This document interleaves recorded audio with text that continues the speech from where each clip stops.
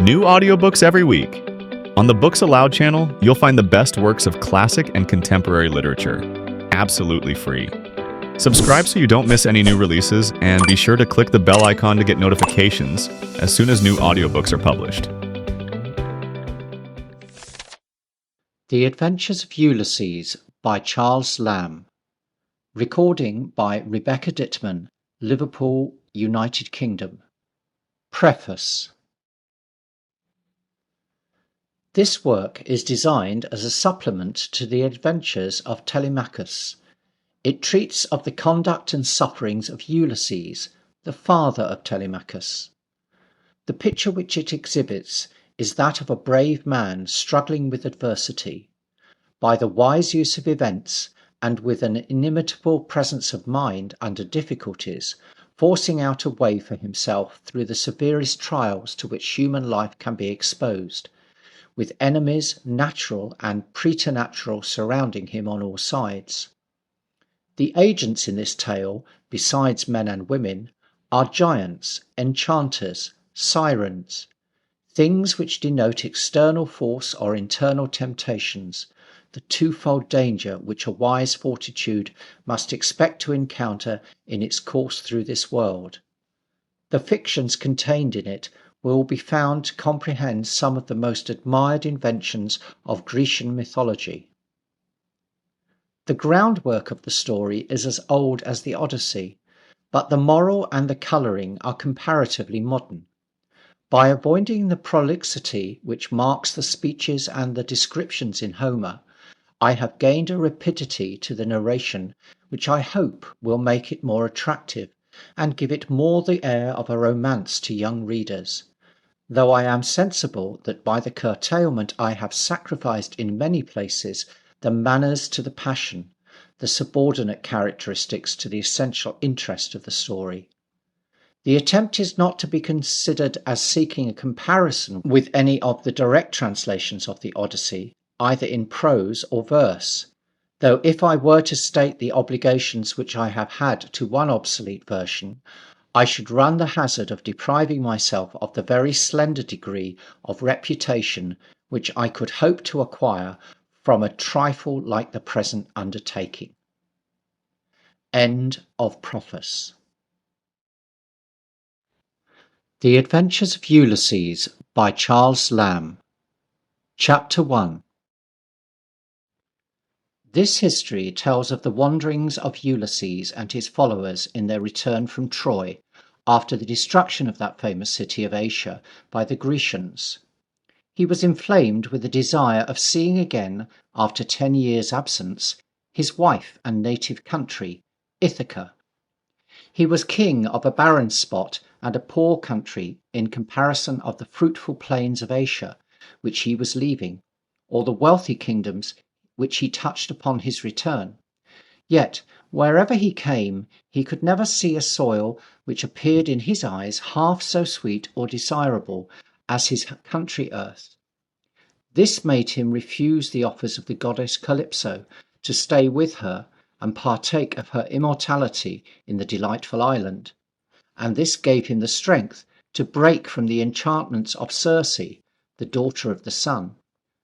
From Troy, ill winds cast Ulysses and his fleet upon the coast of the Cyclops, a people hostile to the Grecians. Landing his forces, he laid siege to their chief city, Ismarus, which he took, and with it much spoil, and slew many people. But success proved fatal to him, for his soldiers, elated with the spoil and the good store of provisions which they found in that place, fell to eating and drinking, forgetful of their safety, till the Cyclops, who inhabited the coast, had time to assemble their friends and allies from the interior, who, mustering in prodigious force, set upon the Grecians, while they negligently revelled and feasted, and slew many of them, and recovered the spoil. They, dispirited and thinned in their numbers, with difficulty made their retreat good to the ships. Thence they set sail, sad at heart, yet something cheered that with such fearful odds against them, they had not all been utterly destroyed. A dreadful tempest ensued, which for 2 nights and 2 days tossed them about, but the third day the weather cleared, and they had hopes of a favourable gale to carry them to Ithaca. But, as they doubled the Cape of Malea, suddenly a north wind arising drove them back as far as Cythera. After that, for the space of 9 days, contrary winds continued to drive them in an opposite direction to the point to which they were bound, and the 10th day they put in at a shore where a race of men dwell that are sustained by the fruit of the lotus tree. Here Ulysses sent some of his men to land for fresh water, who were met by certain of the inhabitants, that gave them some of their country food to eat, not with any ill intention toward them, though in the event it proved pernicious. For having eaten of this fruit, so pleasant it proved to their appetite, that they in a minute quite forgot all thoughts of home, or of their countrymen, or of ever returning back to the ships to give an account of what sort of inhabitants dwelt there. But they would needs stay and live among them, and eat of that precious food for ever.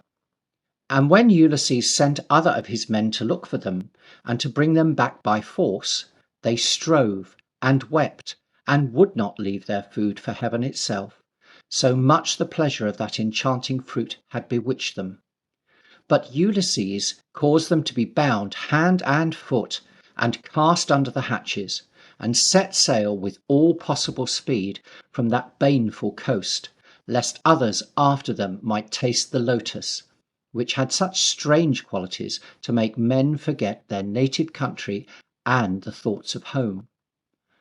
Coasting on all that night by unknown and out-of-the-way shores, they came by daybreak to the land where the Cyclops dwell, a sort of giant shepherds that neither sow nor plough, but the earth untilled produces for them rich wheat and barley and grapes, yet they have neither bread nor wine, nor know the arts of cultivation, nor care to know them, for they live each man to himself, without law or government, or anything like a state or kingdom.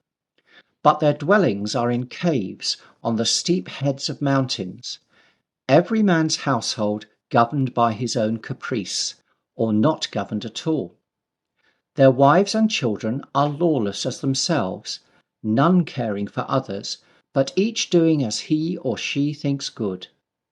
Ships or boats they have none, nor artificers to make them, no trade or commerce, or wish to visit other shores. Yet they have convenient places for harbours and for shipping. Here Ulysses, with a chosen party of 12 followers, landed, to explore what sort of men dwelt there, whether hospitable and friendly to strangers, or altogether wild and savage, for as yet no dwellers appeared in sight. The first sign of habitation which they came to was a giant's cave rudely fashioned, but of a size which betokened the vast proportions of its owner, the pillars which supported it being the bodies of huge oaks or pines, in the natural state of the trees, and all about showed more marks of strength and skill in whoever built it. Ulysses, entering it, admired the savage contrivances and artless structures of the place, and longed to see the tenant of so outlandish a mansion. But well conjecturing that gifts would have more avail in extracting courtesy than strength would succeed in forcing it from such a one as he expected to find the inhabitant, he resolved to flatter his hospitality with a present of Greek wine, of which he had store in 12 great vessels, so strong that no one ever drank it without an infusion of 20 parts of water to 1 of wine. Yet the fragrance of it even then so delicious that it would have vexed a man who smelled it to abstain from tasting it. But whoever tasted it, it was able to raise his courage to the height of heroic deeds. Taking with them a goatskin flagonful of this precious liquor, they ventured into the recesses of the cave. Here they pleased themselves a whole day with beholding the giant's kitchen, where the flesh of sheep and goats lay strewed, his dairy, where goat milk stood ranged in troughs and pails, his pens, where he kept his live animals, but those he had driven forth to pasture with him when he went out in the morning. While they were feasting their eyes with a sight of these curiosities, their ears were suddenly deafened with a noise like the falling of a house. It was the owner of the cave, who had been abroad all day feeding his flock, as his custom was, in the mountains, and now drove them home in the evening from pasture. He threw down a pile of firewood which he had been gathering against supper time, before the mouth of the cave, which occasioned the crash they heard. The Grecians hid themselves in the remote parts of the cave at the sight of the uncouth monster. It was Polyphemus, the largest and savagest of the Cyclops, who boasted himself to be the son of Neptune. He looked more like a mountain crag than a man, and to his brutal body he had a brutish mind answerable. He drove his flock, all that gave milk, to the interior of the cave, but left the rams and the he-goats without.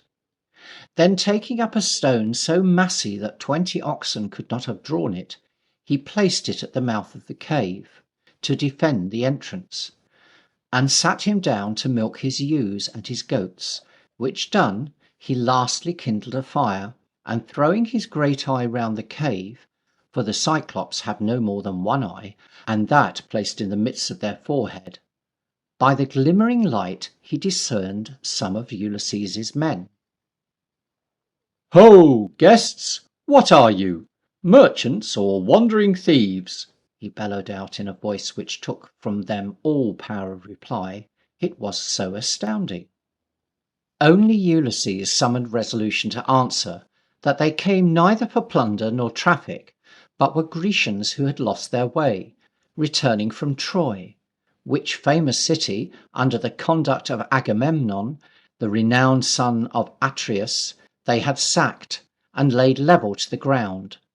Yet now they prostrated themselves humbly before his feet, whom they acknowledged to be mightier than they, and besought him that he would bestow the rights of hospitality upon them, for that Jove was the avenger of wrongs done to strangers, and would fiercely resent any injury which they might suffer.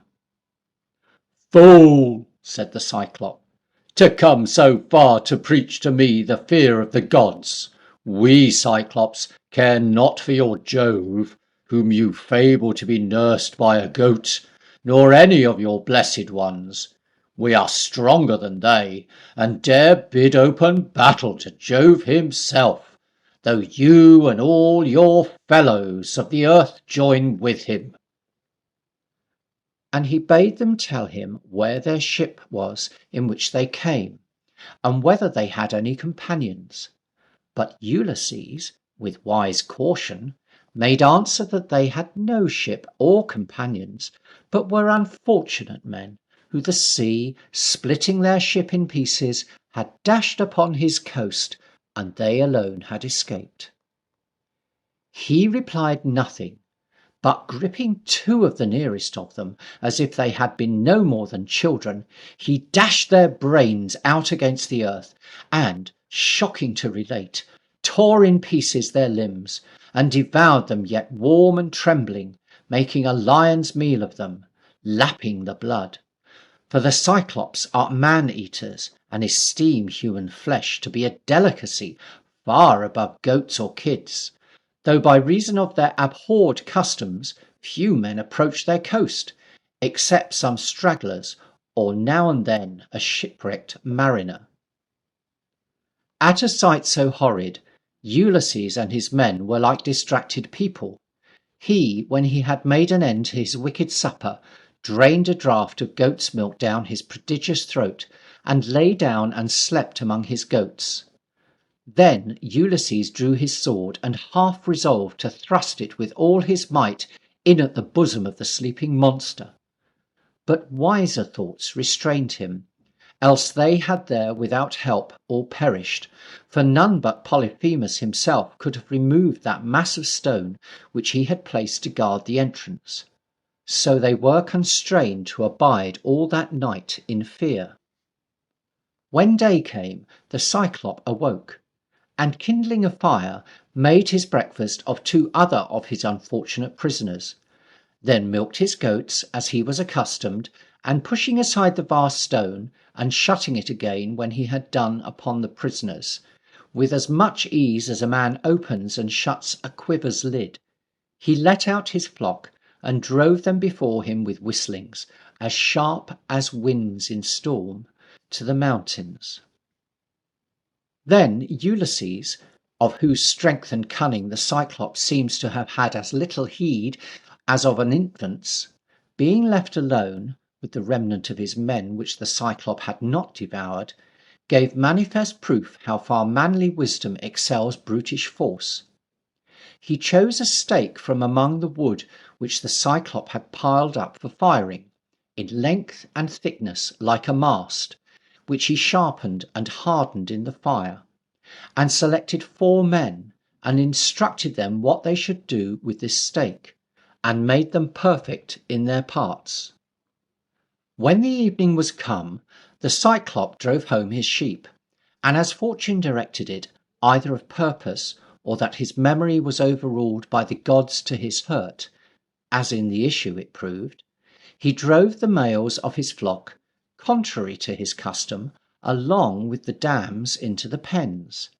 Then shutting to the stone of the cave, he fell to his horrible supper. When he had dispatched 2 more of the Grecians, Ulysses waxed bold with the contemplation of his project, and took a bowl of Greek wine, and merrily dared the Cyclop to drink.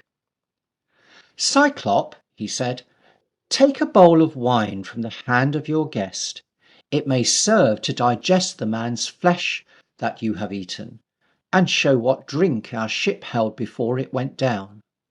All I ask in recompense, if you find it good, is to be dismissed in a whole skin. Truly you must look to have few visitors, if you observe this new custom of eating your guests." The brute took and drank, and vehemently enjoyed the taste of wine, which was new to him, and swilled again at the flagon, and entreated for more, and prayed Ulysses to tell him his name, that he might bestow a gift upon the man who had given him such brave liquor. The Cyclops, he said, had grapes, but this rich juice, he swore, was simply divine.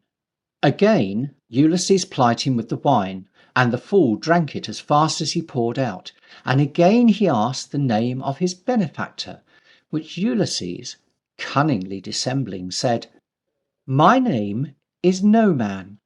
My kindred and friends in my own country call me No Man."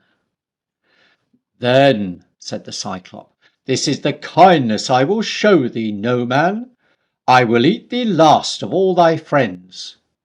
He had scarce expressed his savage kindness when the fumes of the strong wine overcame him, and he reeled down upon the floor and sank into a dead sleep. Ulysses watched his time while the monster lay insensible, and heartening up his men, they placed the sharp end of the stake in the fire till it was heated red hot, and some god gave them a courage beyond that which they were used to have, and the 4 men with difficulty bored the sharp end of the huge stake, which they had heated red hot, right into the eye of the drunken cannibal, and Ulysses helped to thrust it in with all his might, still farther and farther with effort, as men bore with an auger, till the scalded blood gushed out, and the eyeball smoked, and the strings of the eye cracked, as the burning rafter broke in it, and the eye hissed, as hot iron hisses when it is plunged into water. He, waking, roared with the pain so loud that all the cavern broke into claps like thunder. They fled and dispersed into corners. He plucked the burning stake from his eye, and hurled the wood madly about the cave. Then he cried out with a mighty voice for his brethren the Cyclops, that dwelt hard by in the caverns upon hills. They, hearing the terrible shout, came flocking from all parts to inquire, "What ailed Polyphemus?" and what cause he had for making such horrid clamours in the night time to break their sleeps, if his fright proceeded from any mortal, if strength or craft had given him his death's blow.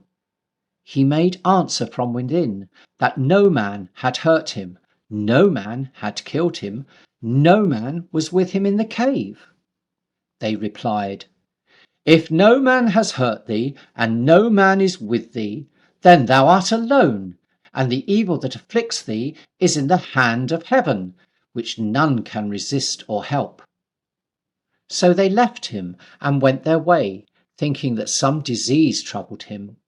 He, blind and ready to split with the anguish of the pain, went groaning up and down in the dark to find the doorway, which when he found, he removed the stone and sat in the threshold, feeling if he could lay hold on any man going out with the sheep, which, the day now breaking, were beginning to issue forth to their accustomed pastures.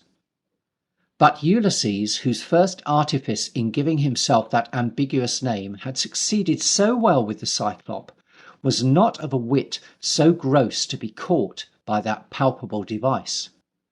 But casting about in his mind all the ways which he could contrive for escape, no less than all their lives depending on the success, at last he thought of this expedient.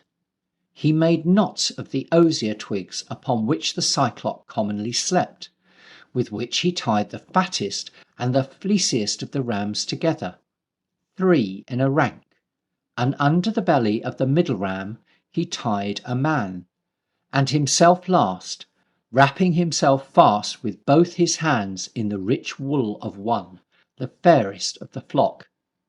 And now the sheep began to issue forth very fast. The males went first. The females, unmilked, stood by, bleating and requiring the hand of their shepherd in vain to milk them, their full bags sore with being unemptied, but he much sorer with the loss of sight. Still, as the males passed, he felt the backs of those fleecy fools, never dreaming that they carried his enemies under their bellies. So they passed on till the last ram came loaded with his wool and Ulysses together. He stopped that ram and felt him, and had his hand once in the hair of Ulysses, yet knew it not, and he chid the lamb for being last, and spoke to it as if it understood him, and asked it whether it did not wish that its master had his eye again, which that abominable no-man with his execrable rout had put out, when they had got him down with wine. And he willed the ram to tell him whereabouts in the cave his enemy lurked, that he might dash his brains and strew them about, to ease his heart of that tormenting revenge which rankled in it. After a deal of such foolish talk to the beast, he let it go.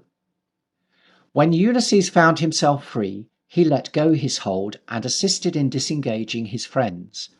The rams which had befriended them they carried off with them to the ships, where their companions with tears in their eyes received them, as men escaped from death.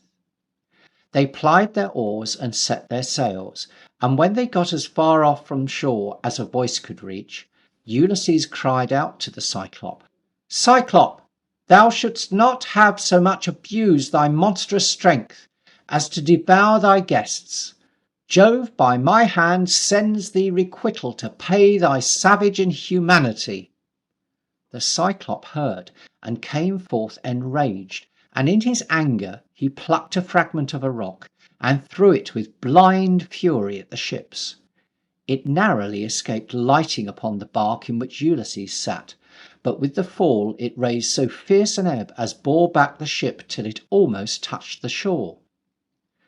Cyclop, said Ulysses, if any ask thee who imposed on thee that unsightly blemish in thine eye, say it was Ulysses, son of Laertes, the King of Ithaca am I called, the waster of cities.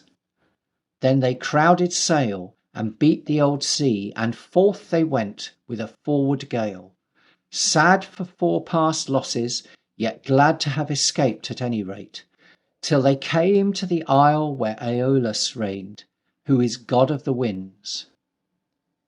Here Ulysses and his men were courteously received by the monarch, who showed him his 12 children, which have rule over the 12 winds.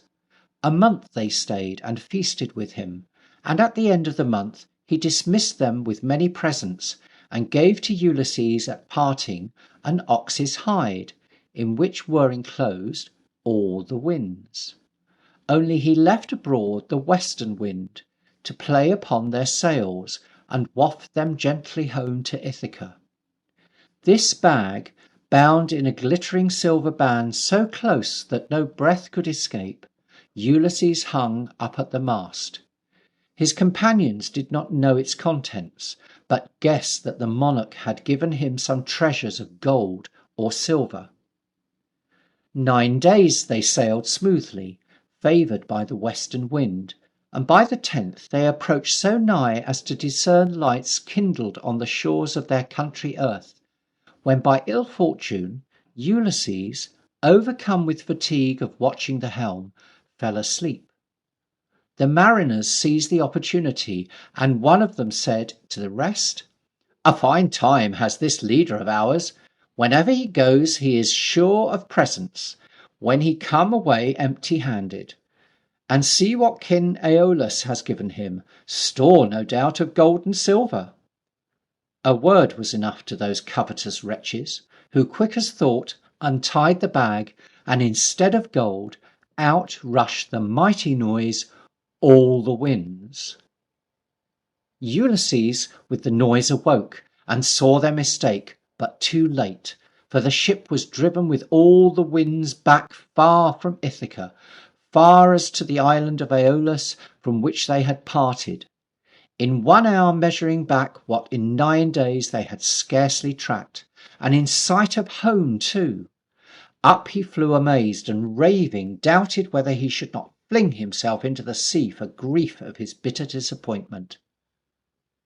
At last he hid himself upon the hatches for shame, and scarce could he be prevailed upon when he was told he was arrived again in the harbour of King Aeolus, and to go himself or send to that monarch for a second succour, so much the disgrace of having misused his royal bounty, though it was the crime of his followers and not his own, weighed upon him. And when at last he went and took a herald with him, and came where the god sat on his throne, feasting with his children, he would not thrust in among them at their meat, but set himself down like one unworthy in the threshold. Indignation seized Aeolus to behold him in that manner returned, and he said, "Ulysses, what has brought you back?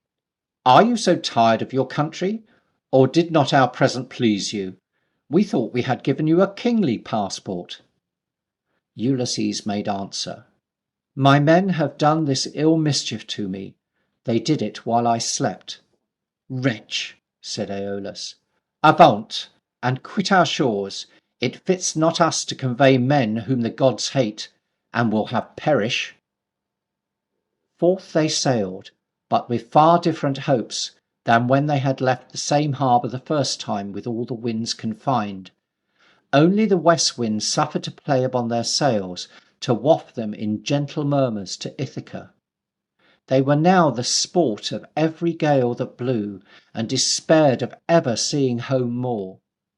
Now those covetous mariners were cured of their surfeit for gold, and would not have touched it if it had lain in untold heaps before them.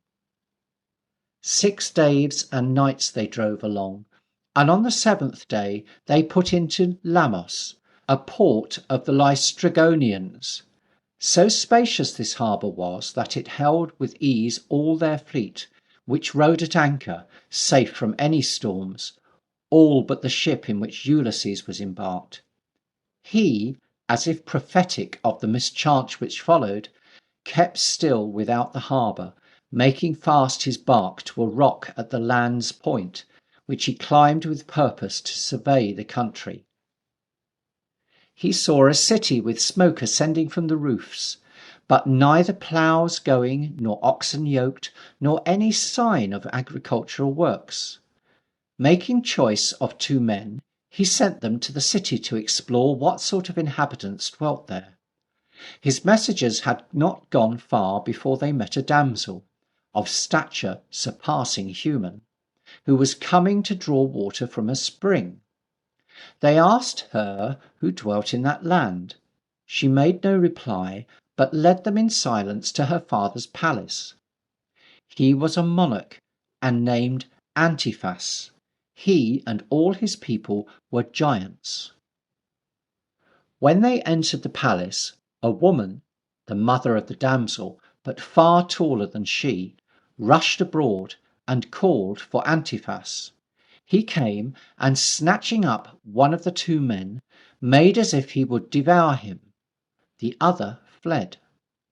Antiphas raised a mighty shout, and instantly, this way and that, multitudes of gigantic people issued out of the gates, and making for the harbour, tore up huge pieces of the rocks and flung them at the ships which lay there, all which were utterly overwhelmed and sank, and the unfortunate bodies of men which floated, and which the sea did not devour, these cannibals thrust through with harpoons like fishes, and bore them off to their dire feast. Ulysses, with his single bark, that had never entered the harbour, escaped. That bark, which was now the only vessel left of all the gallant navy that had set sail with him from Troy. He pushed off from the shore, cheering the sad remnant of his men, whom horror at the sight of their countryman's fate had almost turned to marble. End of chapter 1. The Adventures of Ulysses by Charles Lamb. Chapter 2. On went the single ship till it came to the island of Aea, where Circe, the dreadful daughter of the sun, dwelt. She was deeply skilled in magic, a haughty beauty, and had hair like the sun. The sun was her parent, and begot her and her brother Aeetes, such another as herself, upon Perse, daughter of Oceanus. Here a dispute arose among Ulysses's men, which of them should go ashore to explore the country, for there was a necessity that some should go to procure water and provisions, their stock of both being nigh spent. But their hearts failed them when they called to mind the shocking fate of their fellows whom the Laestrygonians had eaten, and those which the foul Cyclops Polyphemus had crushed between his jaws, which moved them so tenderly in the recollection that they wept. But tears yet supplied any man's wants. This Ulysses knew full well, and dividing his men, all that were left, into two companies, at the head of one of which was himself, and at the head of the other Eurylochus, a man of tried courage, he cast lots which of them should go up into the country, and the lot fell upon Eurylochus and his company, 22 in number, who took their leave, with tears, of Ulysses and his men that stayed, whose eyes wore the same wet badges of weak humanity. For they surely thought never to see these their companions again, but that on every coast where they should come they should find nothing but savages and cannibals. Eurylochus and his party proceeded up the country, till in a dale they descried the house of Circe, built of bright stone by the roadside. Before her gate lay many beasts, as wolves, lions, leopards, which by her art of wild she had rendered tame. These arose when they saw strangers, and ramped upon their hinder paws, and fawned when Eurylochus and his men, who dreaded the effects of such monstrous kindness.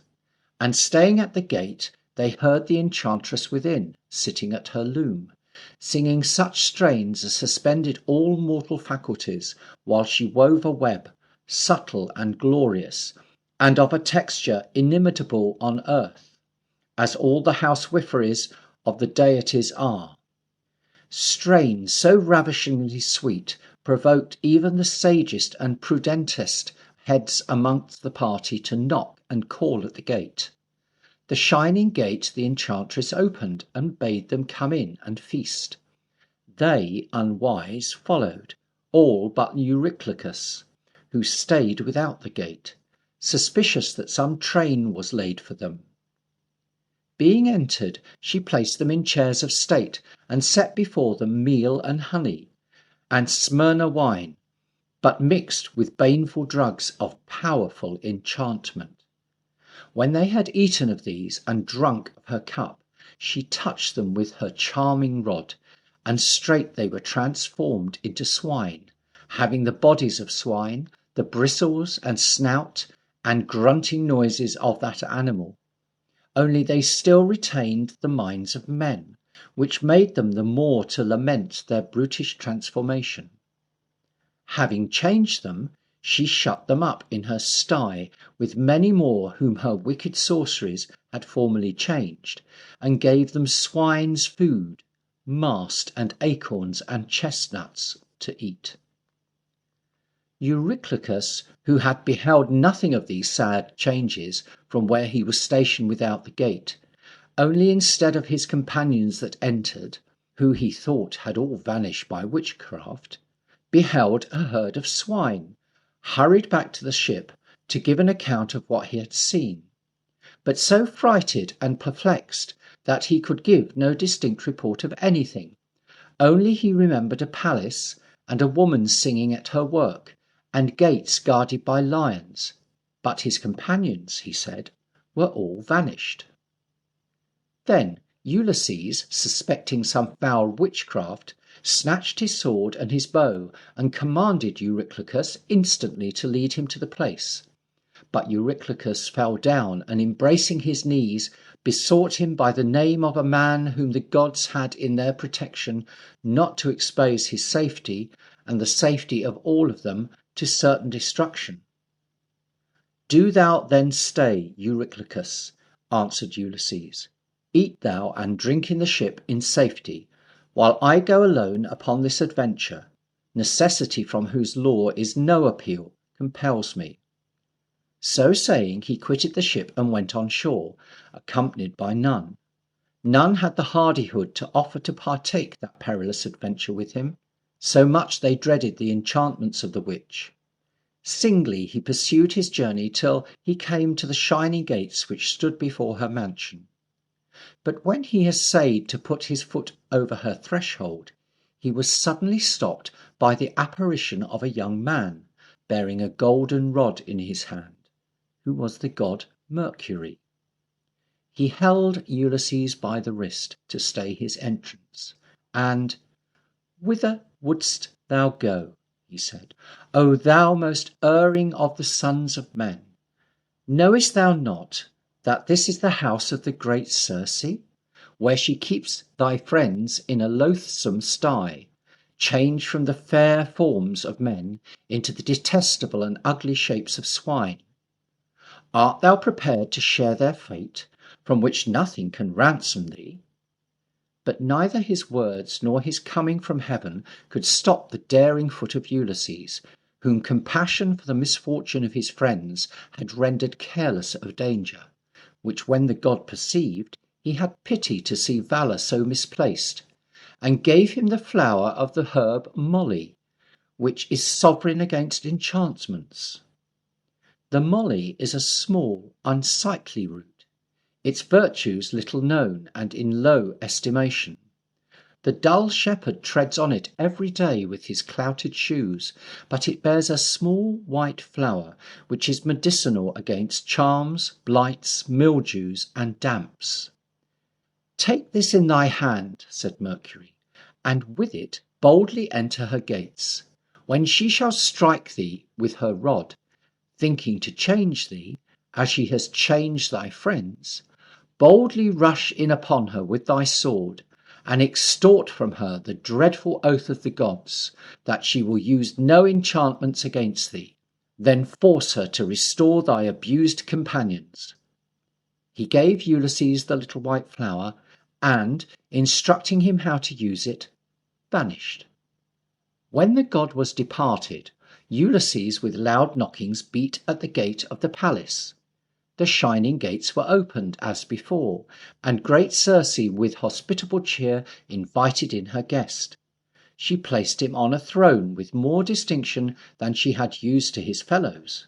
She mingled wine in a costly bowl, and he drank of it, mixed with those poisonous drugs. When he had drunk, she struck him with her charming rod, and "To thy sty!" she cried. "Out, swine, mingle with your companions." But those powerful words were not proof against the preservation which Mercury had given to Ulysses. He remained unchanged, and, as the god had directed him, boldly charged the witch with his sword, as if he meant to take her life, which when she saw and perceived that her charms were weak against the antidote which Ulysses bore about him, she cried out and bent her knees beneath his sword, embracing his, and said, "Who or what manner of man art thou? Never drank any man before thee of this cup, but he repented it in some brute's form. Thy shape remains unaltered as thy mind. Thou canst be none other than Ulysses, renowned all the world for wisdom, whom the fates have long since decreed that I must love. This haughty bosom bends to thee. O Ithacan, a goddess woos thee to her bed." "O Circe," he replied, "how canst thou treat of love or marriage with one whose friends have been turned into beasts?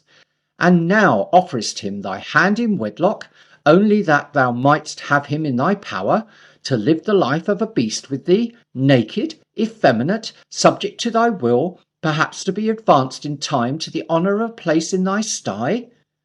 What pleasure canst thou promise which may tempt the soul of a reasonable man? Thy meat spiced with poison, or thy wines drugged with death? Thou must swear to me that thou wilt never attempt against me the treasons which thou hast practised upon my friends." The enchantress, won by the terror of his threats, or by the violence of that new love which she felt kindling in her veins for him, swore by Styx, the great oath of the gods, that she meditated no injury to him. Then Ulysses made show of gentler treatment, which gave her hopes of inspiring him with a passion equal to that which she felt. She called her handmaids, 4 that served her in chief, who were daughters to her silver fountains, to her sacred rivers, and to her consecrated woods, to deck her apartments, to spread rich carpets, and set out her silver tables with dishes of the purest gold, and meat as precious as that which the gods eat, to entertain her guests. One brought water to wash his feet, and one brought wine to chase away, with a refreshing sweetness, the sorrows that had come of late so thick upon him, and hurt his noble mind. They strewed perfumes on his head, and, after he had bathed in a bath of the choicest aromatics, they brought him rich and costly apparel to put on. Then he was conducted to a throne of massy silver, and a regale fit for Jove when he banquets was placed before him.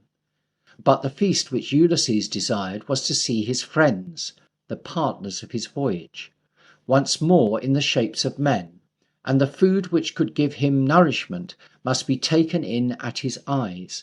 Because he missed this sight, he sat melancholy and thoughtful, and would taste of none of the rich delicacies placed before him, which when Circe noted, she easily divined the cause of his sadness, and leaving the seat in which she sat throned, went to her sty, and let abroad his men, who came in like swine, and filled the ample hall where Ulysses sat with gruntings.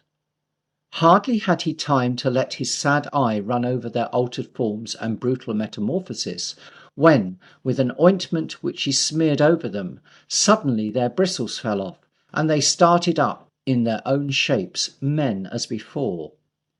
They knew their leader again, and clung about him, with joy of their late restoration, and some shame for their late change, and wept so loud, blubbering out their joy in broken accents, that the palace was filled with a sound of pleasing mourning, and the witch herself, great Circe, was not unmoved at the sight.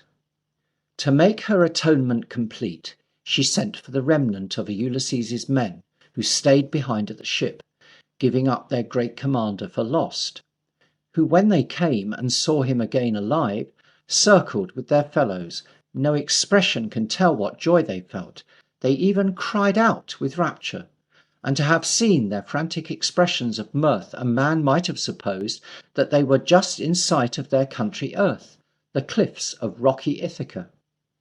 Only Eurylochus would hardly be persuaded to enter that palace of wonders, for he remembered with a kind of horror how his companions had vanished from his sight.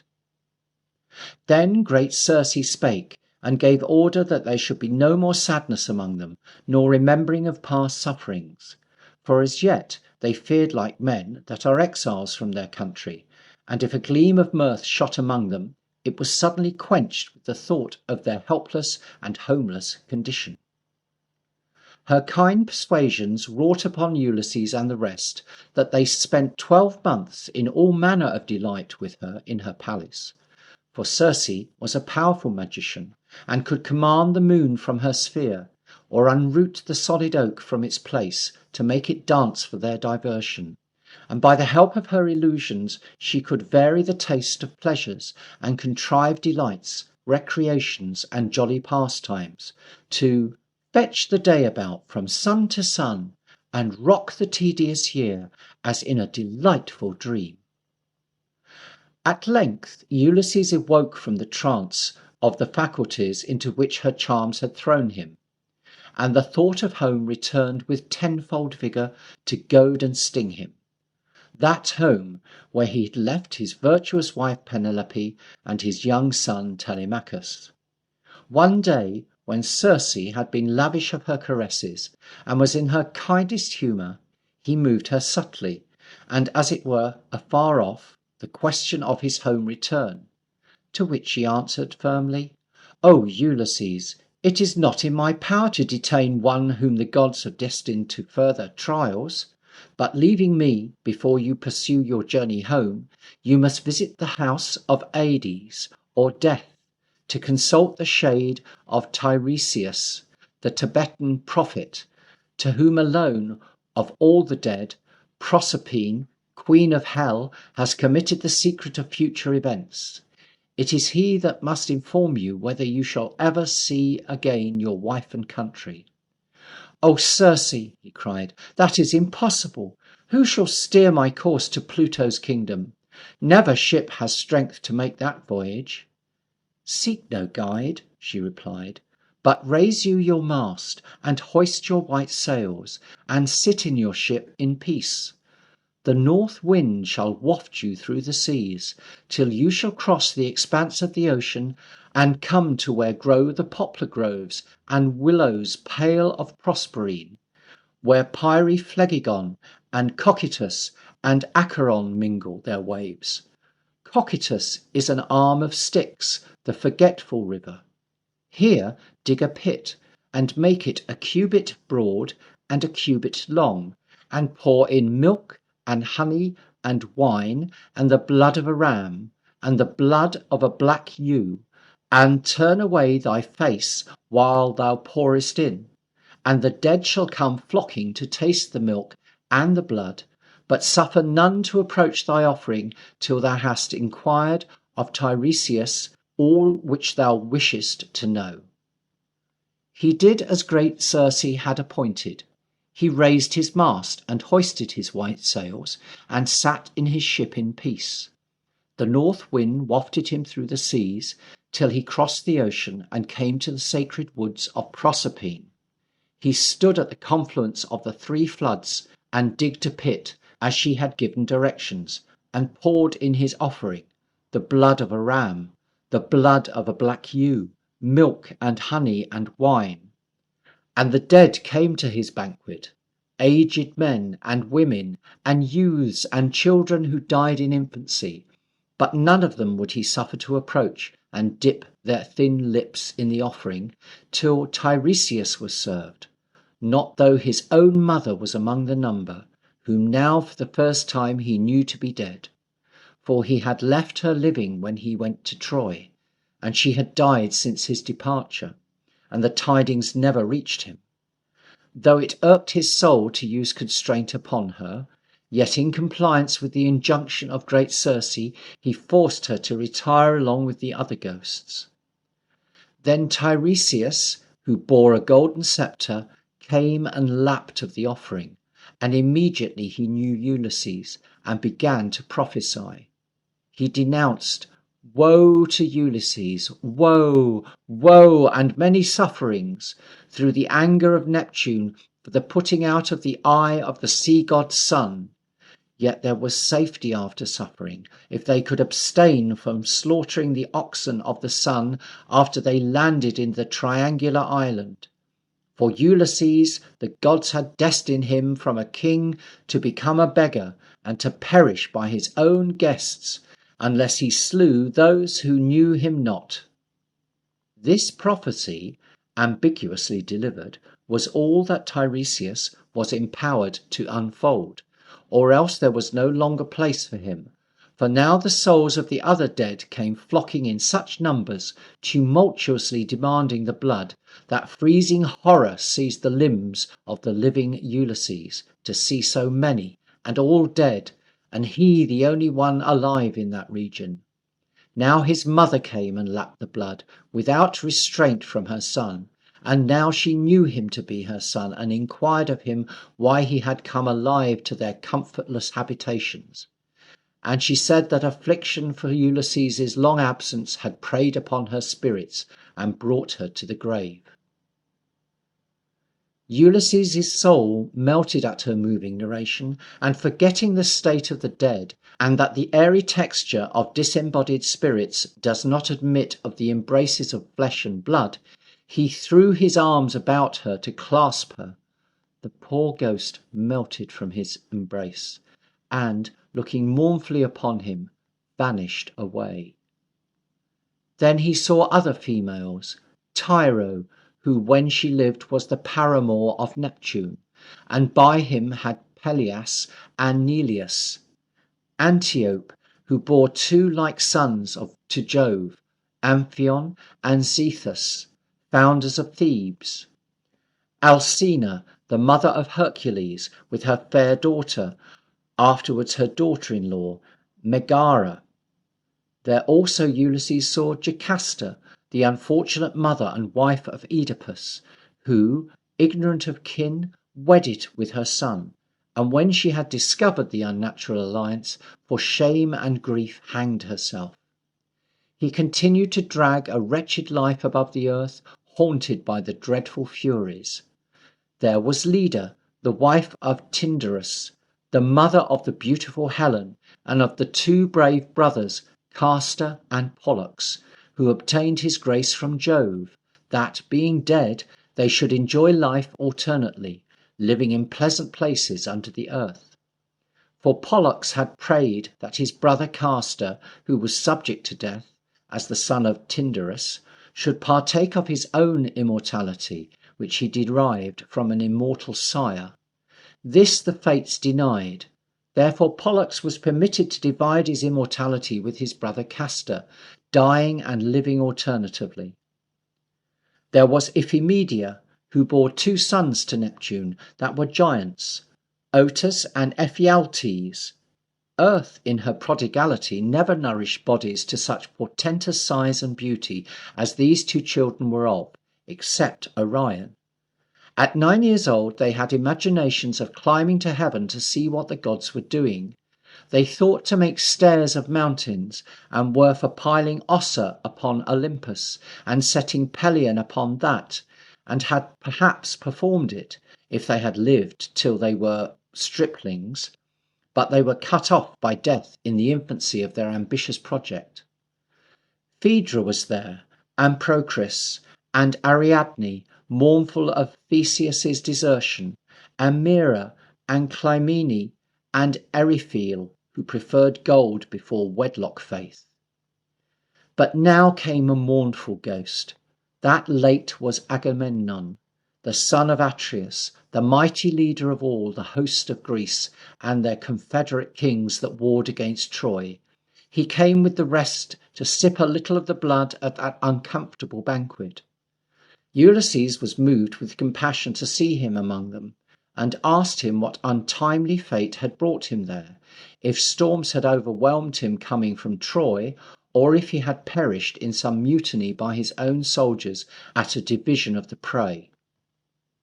"By none of these," he replied, "did I come to my death, but slain at a banquet to which I was invited by Aegisthus after my return home.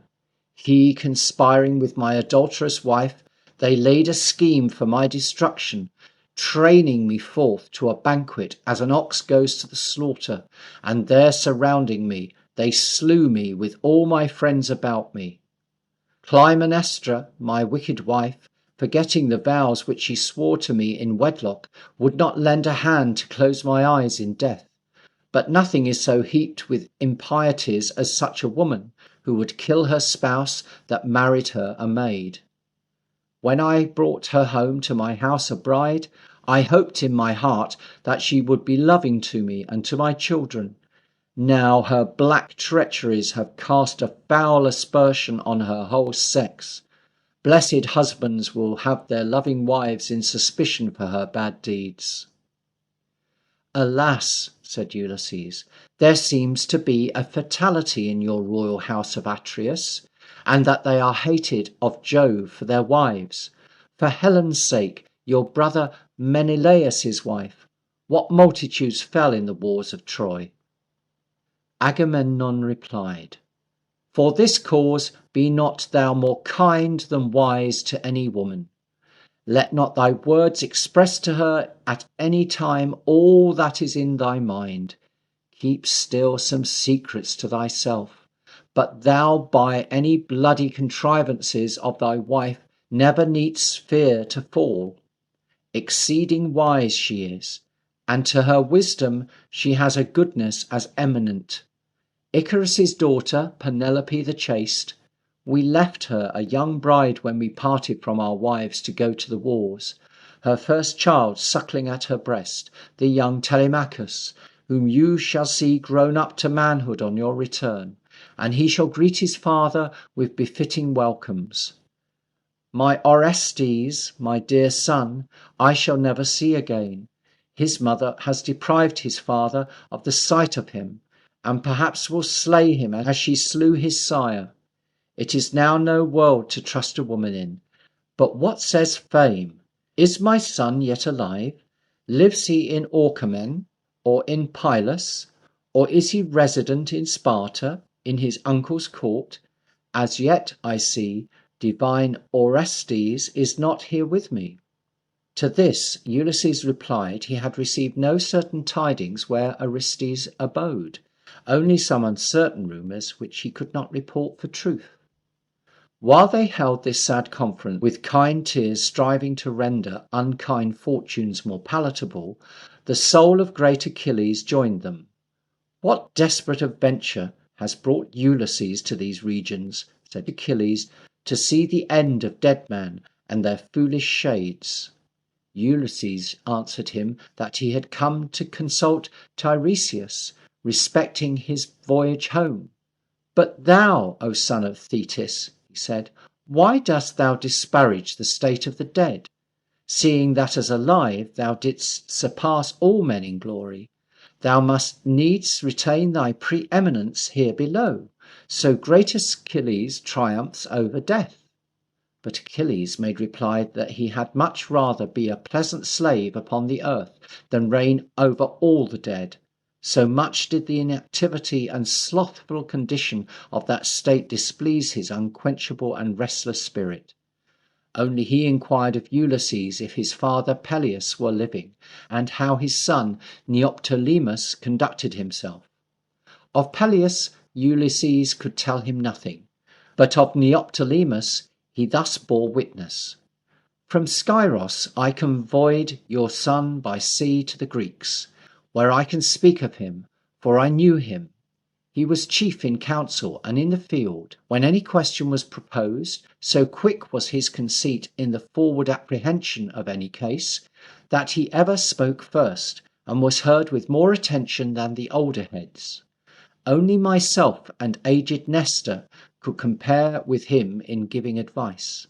In battle I cannot speak his praise, unless I could count all that fell by his sword. I will only mention one instance of his manhood, when he sat hid in the belly of the wooden horse in the ambush which deceived the Trojans to their destruction.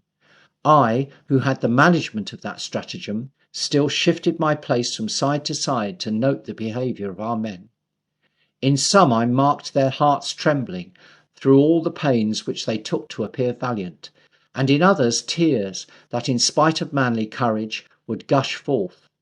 And to say truth, it was an adventure of high enterprise, and as perilous a stake as was ever played in war's game.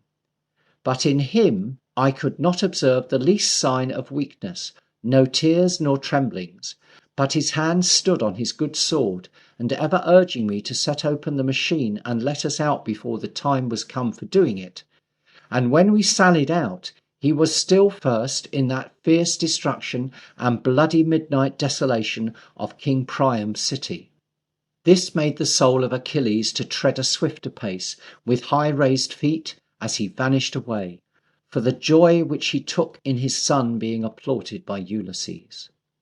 A sad shade stalked by, which Ulysses knew to be the ghost of Ajax, his opponent, when living in that famous dispute about the right of succeeding to the arms of the deceased Achilles, they being adjudged by the Greeks to Ulysses as the prize of wisdom above bodily strength. The noble Ajax in despite went mad and slew himself.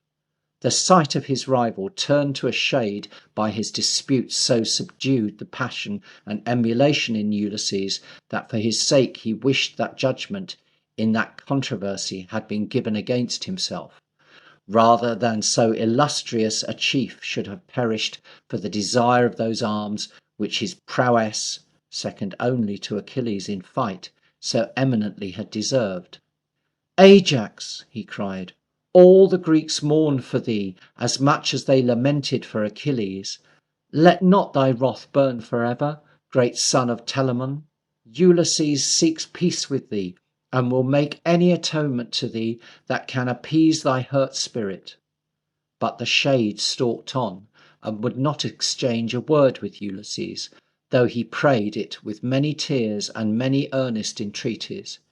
"He might have spoke to me," said Ulysses, "since I spoke to him, but I see the resentments of the dead are eternal." Then Ulysses saw a throne on which was placed a judge distributing sentence. He that sat on the throne was Minos, and he was dealing out just judgments to the dead. He it is that assigns them their place in bliss or woe. Then came by a thundering ghost, the large-limbed Orion, the mighty hunter, who was hunting there the ghosts of the beasts which he had slaughtered in the desert hills upon the earth. For the dead delight in the occupations which please them in the time of their living upon the earth. There was Tityus, suffering eternal pains because he had sought to violate the honour of Latona, as she had passed from Pytho into Panopeus. Two vultures sat perpetually preying upon his liver with their crooked beaks, which as fast as they devoured, it for ever renewed, nor can he fray them away with his great hands. There was Tantalus, plagued for his great sins, standing up to his chin in water which he can never taste, but still as he bows his head, thinking to quench his burning thirst, instead of water he licks up unsavoury dust. All fruits pleasant to the sight and of delicious flavour hang in ripe clusters about his head, seeming as though they offered themselves to be plucked by him. But when he reaches out his hand, some wind carries them far out of his sight into the clouds. So he is starved in the midst of plenty by the righteous doom of Jove, in memory of that inhuman banquet at which the sun turned pale, when the unnatural father served up the limbs of his little son in a dish, as meat for his divine guests. There was Sisyphus, that sees no end to his labours. His punishment is to be for ever rolling up a vast stone to the top of a mountain, which, when it gets to the top, falls down with a crushing weight, and all his work is to begin again. He was bathed all over in sweat that reeked out a smoke which covered his head like a mist. His crime had been the revealing of state secrets. There Ulysses saw Hercules, not that Hercules who enjoys immortal life in heaven among the gods and is married to Hebe or Youth, but his shadow, which remains below. About him the dead flocked as thick as bats, hovering around and cuffing at his head. He stands with his dreadful bow, ever in the act to shoot. There also might Ulysses have seen and spoken with the shades of Theseus and Pirithous and the old heroes, but he had conversed enough with horrors, therefore covering his face with his hands, that he might see no more spectres, he resumed his seat in his ship and pushed off. The bark moved itself without the help of any oar, and soon brought him out of the regions of death into the cheerful quarters of the living, and to the island of Aeaea, whence he had set forth. End of chapter 2. The Adventures of Ulysses by Charles Lamb. Chapter 3. Unhappy man, who at thy birth was appointed twice to die, others shall die once, but thou, besides that death that remains for thee, common to all men, hast in thy lifetime visited the shades of death. Thee Scylla, thee Charybdis expect, thee the deathful Sirens lie in wait for, that taint the minds of whoever listen to them with their sweet singing.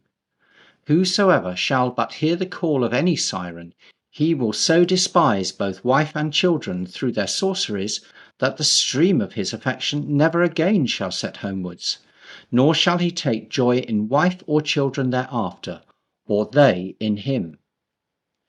With these prophetic greetings, great Circe met Ulysses on his return. He besought her to instruct him in the nature of the Sirens, and by what method their baneful allurements were to be resisted.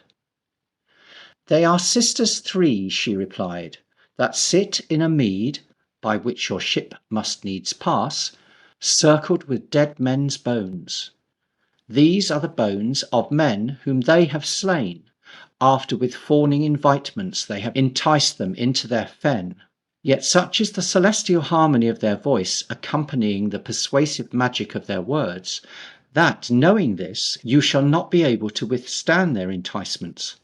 Therefore, when you are to sail by them, you shall stop the ears of your companions with wax, that they may hear no note of that dangerous music. But for yourself, that you may hear and yet live, give them strict command to bind you hand and foot to the mast, and in no case to set you free, till you are out of danger of the temptation, though you should entreat it and implore it ever so much, but to bind you rather the more for your requesting to be loosed. So shall you escape that snare. Ulysses then prayed her that she would inform him what Scylla and Charybdis were, which she had taught him by name to fear.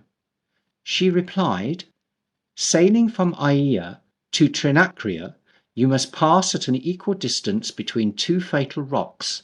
Incline never so little either to the one side or to the other, and your ship must meet with certain destruction. No vessel ever yet tried that pass without being lost but the Argo, which owed her safety to the sacred freight she bore, the fleece of the golden-backed ram, which could not perish. The biggest of these rocks, which you shall come to, Scylla hath in charge. There, in a deep whirlpool at the foot of the rock, the abhorred monster shrouds her face, who, if she were to show her full form, no eye of man or god could endure the sight. Thence she stretches out all her 6 long necks, peering and diving to suck up fish, dolphins, dogfish, and whales, whole ships and their men, whatever comes within her raging gulf. The other rock is lesser and of less ominous aspect, but there dreadful Charybdis sits, supping the black deeps. Thrice a day she drinks her pits dry, and thrice a day again she belches them all up. But when she is drinking, come not nigh, For being once caught, the force of Neptune cannot redeem you from her swallow. Better trust to Scylla, for she will but have for her 6 necks 6 men. Charybdis, in her insatiate draught, will ask all. Then Ulysses inquired, in case he should escape Charybdis, whether he might not assail that other monster with his sword. To which she replied that he must not think that he had an enemy subject to death, or wounds to contend with, for Scylla could never die. Therefore his best safety was in flight, and to invoke none of the gods but Gratis, who is Scylla's mother, and might perhaps forbid her daughter to devour them. For his conduct after he arrived at Trinacria, she referred him to the admonitions which had been given him by Tiresias. Ulysses, having communicated her instructions, as far as related to the Sirens, to his companions, who had not been present at that interview, but concealing them from the rest, as he had done the terrible predictions of Tiresias, that they might not be deterred by fear from pursuing their voyage. The time for departure being come, they set their sails and took a final leave of great Circe, who by her art calmed the heavens and gave them smooth seas, and a right forewind, the seaman's friend, to bear them on their way to Ithaca. They had not sailed past 100 leagues before the breeze which Circe had lent them suddenly stopped. It was stricken dead. All the sea lay in prostrate slumber. Not a gasp of air could be felt. The ship stood still. Ulysses guessed that the island of the Sirens was not far off, and that they had charmed the air so with their devilish singing. Therefore he made him cakes of wax, as Circe had instructed him, and stopped the ears of his men with them. Then, causing himself to be bound hand and foot, he commanded the rowers to ply their oars and row as fast as speed could carry them past that fatal shore. They soon came within sight of the Sirens, who sang in Ulysses' hearing. Come here, thou, worthy of the world of praise, that dost so high the Grecian glory raise. Ulysses, stay thy ship, and that song hear, that none passed ever, but it bent his ear, but left him ravished and instructed more by us than ever heard before. For we know all things, whatsoever were, in wide Troy laboured whatsoever there. The Grecians and the Trojans both sustained by those high issues that the gods ordained, and whatsoever all the earth can show, to inform a knowledge of desert we know. These were the words, but the celestial harmony of the voices which sang them no tongue can describe. It took the ear of Ulysses with ravishment. He would have broken his bonds to rush after them, and threatened, wept, sued, entreated, commanded, crying out with tears and passionate imprecations, conjuring his men by all the ties of perils past which they had endured in common, by fellowship and love, and the authority which he retained among them, to let him loose. But at no rate would they obey him. And still the Sirens sang. Ulysses made signs, motions, gestures, promising mountains of gold if they would set him free, but their oars only moved faster, and still the Sirens sang. And still the more he adjured them to set him free, the faster with cords and ropes they bound him, till they were quite out of hearing of the Sirens' note, whose effect great Circe had so truly predicted. And well she might speak of them, for often she has joined her own enchanting voice to theirs, while she has sat in the flowery meads, mingled with the Sirens and the water nymphs, gathering their potent herbs and drugs of magic quality. Their singing altogether has made the gods stoop, and heaven drowsy with the harmony. Escaped that peril, they had not sailed yet 100 leagues farther, when they heard a roar afar off, which Ulysses knew to be the barking of Scylla's dogs, which surround her waist and bark incessantly. Coming nearer, they beheld a smoke ascend with a horrid murmur, which arose from that other whirlpool, to which they made nigher approaches than to Scylla. Through the furious eddy, which is in that place, the ship stood still as a stone, for there was no man to lend his hand to an oar. The dismal roar of Scylla's dogs at a distance, and the nearer clamours of Charybdis, where everything made an echo, quite taking from them the power of exertion. Ulysses went up and down, encouraging his men one by one, giving them good words, telling them that they were in great perils when they were blocked up in the Cyclops' cave, yet, heaven assisting his counsels, he had delivered them out of that extremity. That he could not believe, but they remembered it, and wished them to give the same trust to the same care which he had now for their welfare. That they must exert all the strength and wit which they had, and try if Jove would not grant them an escape even out of this peril. In particular, he cheered up the pilot, who sat at the helm, and told him that he must show more firmness than other men, as he had more trust committed to him, and had sole management by his skill of the vessel in which all their safeties were embarked. That a rock lay hid within those boiling whirlpools which he saw, on the outside of which he must steer, if he would avoid his own destruction and the destruction of them all. They heard him, and like men took to the oars, but little knew what opposite danger, in the shunning that rock, they must be thrown upon. For Ulysses had concealed from them the wounds, never to be healed, which Scylla was to open. Their terror would else have robbed them all of all care to steer or move an oar, and have made them hide under the hatches, for fear of seeing her, where he and they must have died an idle death. But even then he forgot the precautions which Circe had given him to prevent harm to his person, who had willed him not to arm or show himself once to Scylla. But disdaining not to venture life for his brave companions, he could not contain, but armed in all points, and taking a lance in either hand, he went up to the foredeck, and looked when Scylla would appear. She did not show herself as yet, and still the vessel steered closer by her rock, as it sought to shun that other more dreaded. For they saw how horribly Charybdis' black throat drew into her all the whirling deep, which she disgorged again, that all about her boiled like a kettle, and the rock roared with troubled waters, which when she supped it again, all the bottom turned up, and disclosed far under shore the swart sands naked, whose whole stern sight frayed the startled blood from their faces, and made Ulysses turn to view the wonder of the whirlpools. Which when Scylla saw, from out her black den, she darted out her 6 long necks, and swooped up as many of his friends, whose cries Ulysses heard, and saw them too late, with their heels turned up, and their hands thrown to him for succour, who had been their help in all extremities, but could not deliver them now.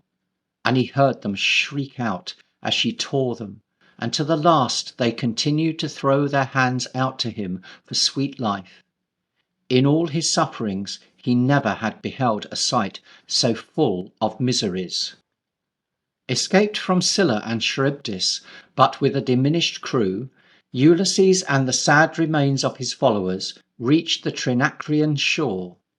Here landing, he beheld oxen grazing of such surpassing size and beauty that both from them and from the shape of the island, having 3 promontories jutting out into the sea, he judged rightly that he had come to the triangular island, and the oxen of the sun, of which Tiresias had forewarned him. So great was his terror lest through his own fault, or that of his men, any violence or profanation should be offered to the holy oxen, that even then, tired as they were with the perils and fatigues of the day past, and unable to stir an oar, or use any exertion, and though night was fast coming on, he would have had them re-embark immediately, and make the best of their way from that dangerous station. But his men with one voice resolutely opposed it, and even the too cautious Eurylochus himself withstood the proposal, So much did the temptation of a little ease and refreshment, ease tenfold sweet after such labours, prevail over the sagest counsels, and the apprehension of certain evil outweigh the prospect of contingent danger. They expostulated that the nerves of Ulysses seemed to be made of steel, and his limbs not liable to lassitude like other men's, that waking or sleeping seemed indifferent to him, but that they were men, not gods, and felt the common appetites for food and sleep. That in the night time all the winds most destructive to ships are generated. That black night still required to be served with meat, and sleep, and quiet havens, and ease.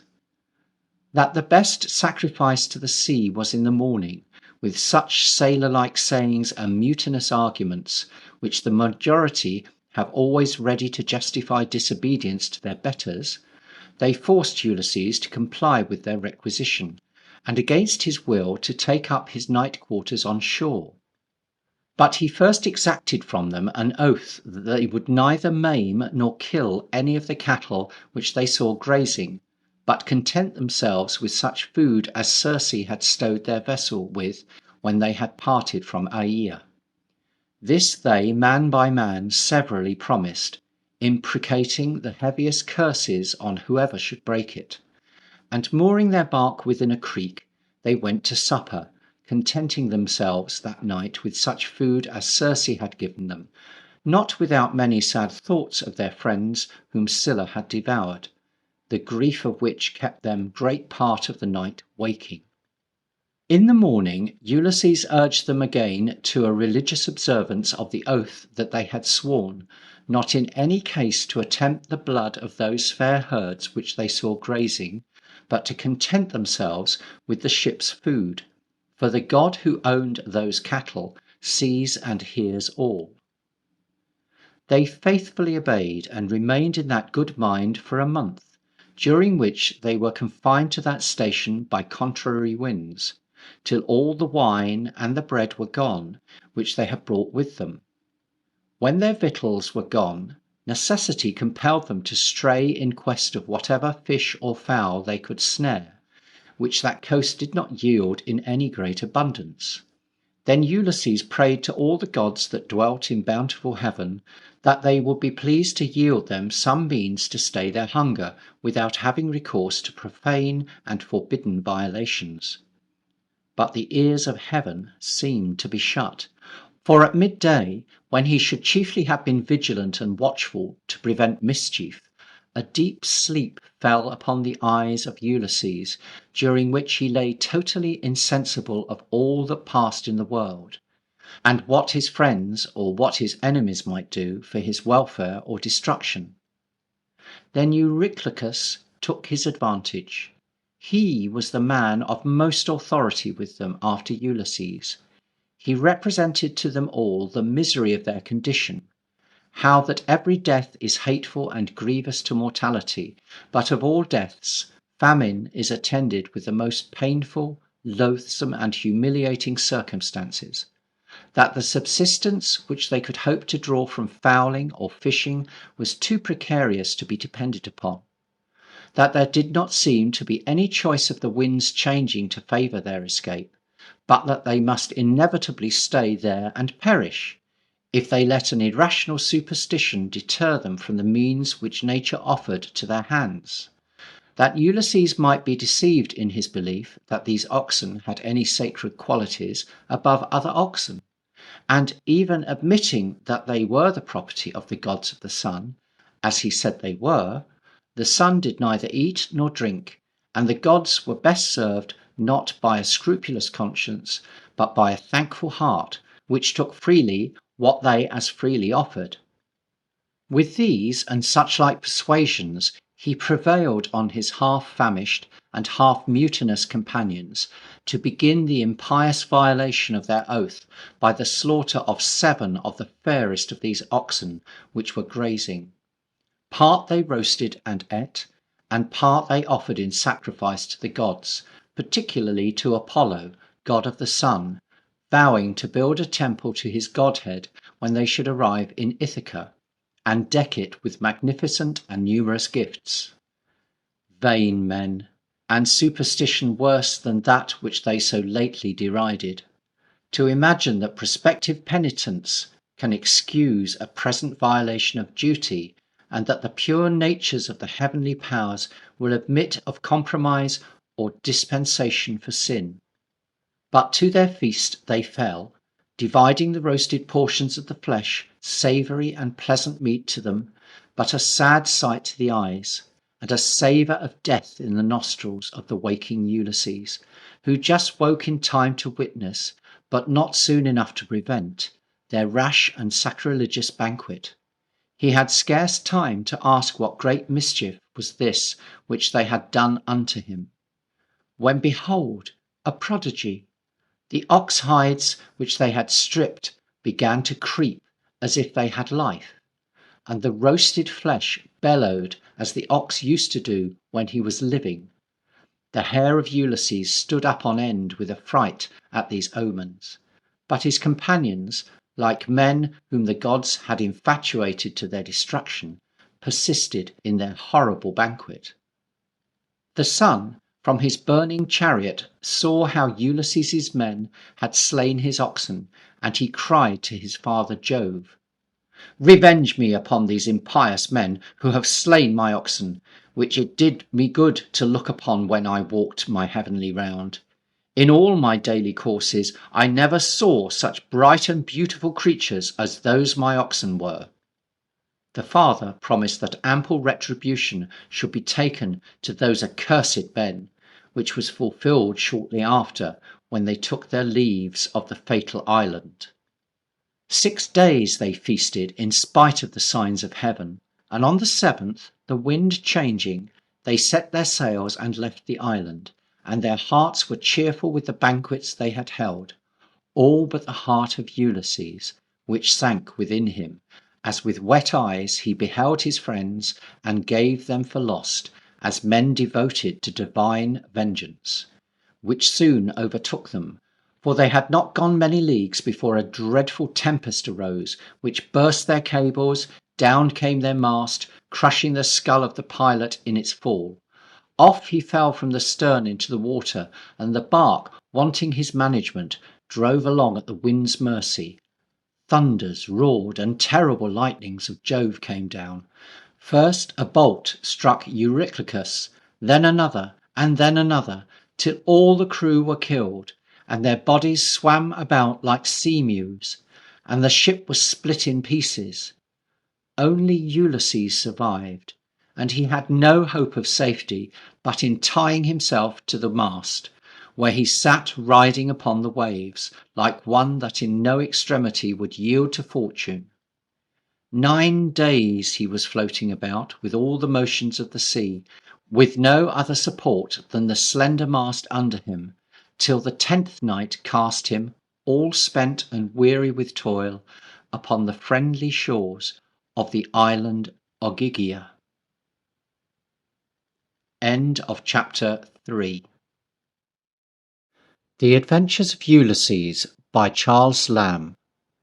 Chapter 4. Henceforth the adventures of the single Ulysses must be pursued. Of all those faithful partakers of his toil, who have with him left Asia, laden with the spoils of Troy, now not one remains, but all a prey to the remorseless waves, and food for some great fish. Their gallant navy reduced to one ship, and that finally swallowed up and lost. Where now are all their anxious thoughts of home? That perseverance with which they went through the severest sufferings and the hardest labours to which poor seafarers were ever exposed, that their toils at last might be crowned with the sight of their native shores and the wives at Ithaca. Ulysses is now on the isle of Ogygia, called the Delightful Island. The poor shipwrecked chief, the slave of all the elements, is once again raised by the caprice of fortune into a shadow of prosperity. He that has cast naked upon the shore, bereft of all his companions, has now a goddess to attend upon him, and his companions are the nymphs which never die. Who has not heard of Calypso, her grove crowned with alders and poplars, her grotto against which the luxuriant vine laid forth his purple grapes, her ever new delights, crystal fountains, running brooks, meadows flowering with sweet balm, gentle and with violets, blue violets which like veins enamelled the smooth breasts of each fragrant mead. It were useless to describe over again what has been so well told already, or to relate those soft arts of courtship which the goddess used to detain Ulysses, the same in kind which she afterwards practised upon his less wary son, whom Minerva, in the shape of Mentor, hardly preserved from her snares, when they came to the delightful island together in search of the scarce departed Ulysses. A memorable example of married love, and a worthy instance how dear to every good man his country is, was exhibited by Ulysses. If Circe loved him sincerely, Calypso loves him with tenfold more warmth and passion. She can deny him nothing but his departure. She offers him everything, even to a participation of her immortality. If he will stay and share in her pleasures, he shall never die. But death with glory has greater charms for a heroic mind than a life that shall never die with shame. And when he pledged his vows to his Penelope, he reserved no stipulation that he would forsake her whenever a goddess should think him worthy of her bed, but they had sworn to live and grow old together, and he would not survive her if he could, no, meanly share in immortality itself, from which she was excluded. These thoughts kept him pensive and melancholy in the midst of pleasure. His heart was on the seas, making voyages to Ithaca. 12 months had worn away when Minerva from heaven saw her favourite, how he sat still pining on the seashores, his daily custom, wishing for a ship to carry him home.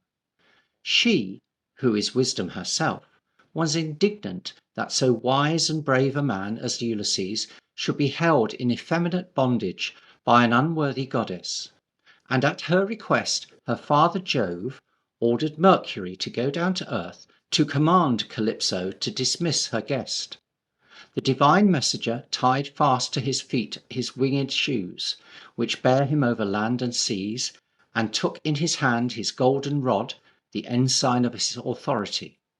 Then wheeling in many an airy round, he stayed not till he alighted on the firm top of the mountain Pieria.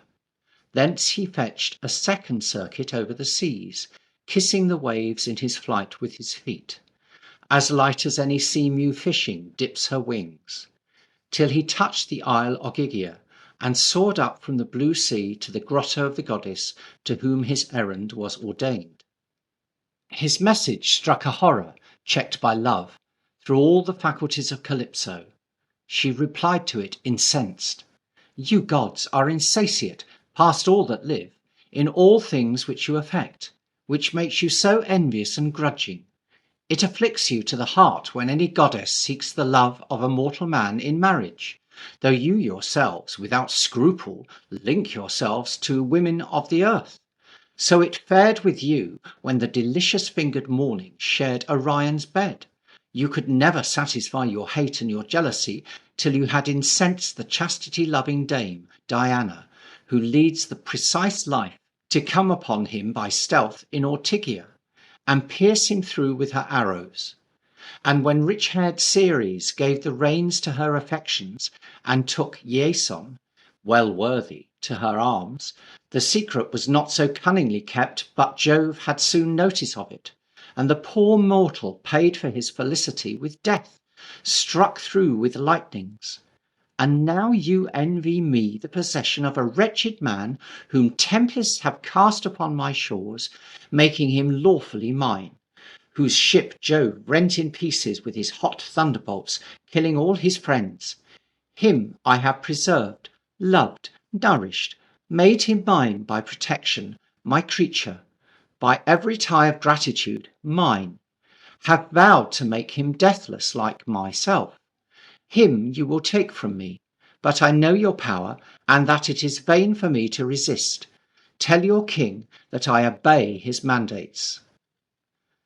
With that ill grace, Calypso promised to fulfil the commands of Jove, and Mercury departing, she went to find Ulysses, where he sat outside the grotto, not knowing of the heavenly message, drowned in discontent, not seeing any human probability of his ever returning home. She said to him, "Unhappy man, no longer afflict yourself with pining after your country, but build you a ship with which you may return home, since it is the will of the gods, who, doubtless, as they are greater in power than I, are greater in skill, and best can tell what is fittest for man. But I call the gods and my inward conscience to witness that I have no thought but what stood with thy safety, nor would have done or counselled anything against thy good. I persuaded thee to nothing which I should not have followed myself in an extremity, for my mind is innocent and simple. Oh, if thou knewest what dreadful sufferings thou must yet endure before ever thou reachest thy native land, thou wouldest not esteem so hardly of a goddess's offer to share her immortality with thee, nor, for a few years of enjoyment of a perishing Penelope, refuse an imperishable and never dying life with Calypso." He replied, "Ever honoured great Calypso, let it not displease thee that I, a mortal man, desire to see and converse again with a wife that is mortal. Human objects are best fitted to human infirmities. I well know how far in wisdom, in feature, in stature, proportion, beauty, in all the gifts of the mind, thou exceedest my Penelope. She is a mortal, and subject to decay; thou immortal, ever growing, yet never old.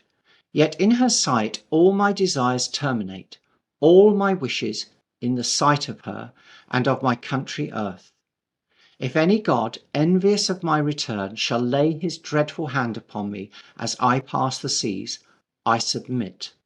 For the same powers have given me a mind not to sink under oppression. In wars and waves my sufferings have not been small." She heard his pleaded reasons, and of force she must assent. So to her nymphs she gave in charge from her sacred woods to cut down timber, to make Ulysses a ship. They obeyed, though in a work unsuitable to their soft fingers, yet to obedience no sacrifice is hard, and Ulysses busily bestirred himself, labouring far more hard than they, as was fitting, till 20 tall trees, driest and fittest for timber, were felled.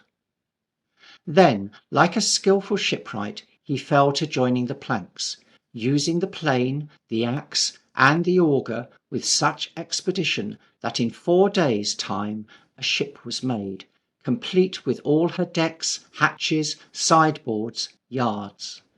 Calypso added linen for the sails and tackling, and when she was finished, she was a goodly vessel for a man to sail in, alone or in company, over the wide seas. By the 5th morning she was launched, and Ulysses, furnished with store of provisions, rich garments, and gold and silver, given him by Calypso, took a last leave of her and of her nymphs, and of the isle Ogygia, which had so befriended him. End of chapter 4. The Adventures of Ulysses by Charles Lamb. Chapter 5. At the stern of his solitary ship Ulysses sat, and steered right artfully. No sleep could seize his eyelids.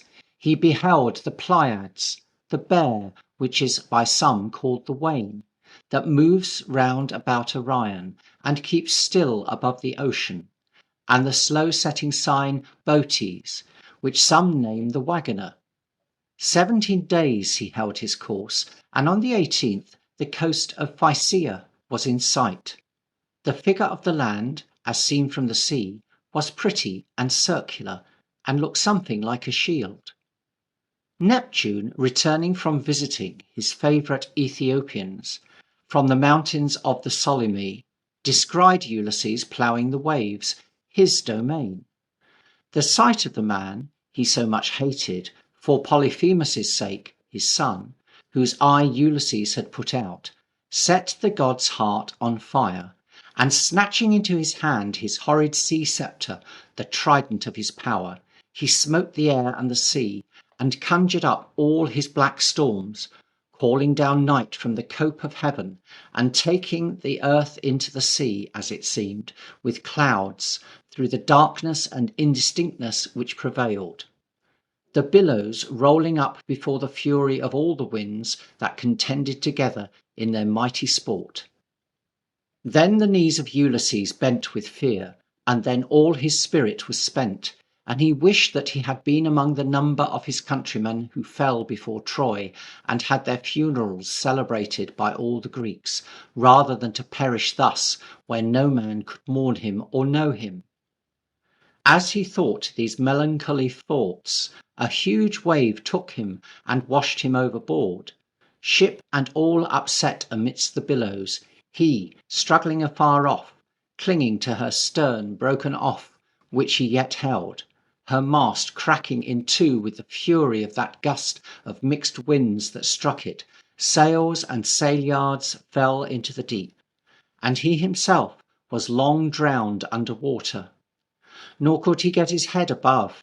Wave so met with wave, as if they strove which should depress him most. And the gorgeous garments given him by Calypso clung about him, and hindered his swimming. Yet neither for this, nor for the overthrow of his ship, nor his own perilous condition, would he give up his drenched vessel, but, wrestling with Neptune, got at length hold of her again, and then sat in her hull, insulting over death which he had escaped, and the salt waves which he gave the seas again to give to other men. His ship, striving to live, floated at random, cuffed from wave to wave, hurled to and fro by all the winds. Now Boreas tossed it to Notus, Notus passed it to Eurus, and Eurus to the west wind, who kept up the horrid tennis. Them in their mad sport Ino Leucothea beheld. Ino Leucothea, now a sea goddess, but once a mortal and the daughter of Cadmus, she with pity beheld Ulysses, the mark of their fierce contention, and rising from the waves alighted on the ship, in the shape like a sea-bird, which is called a cormorant.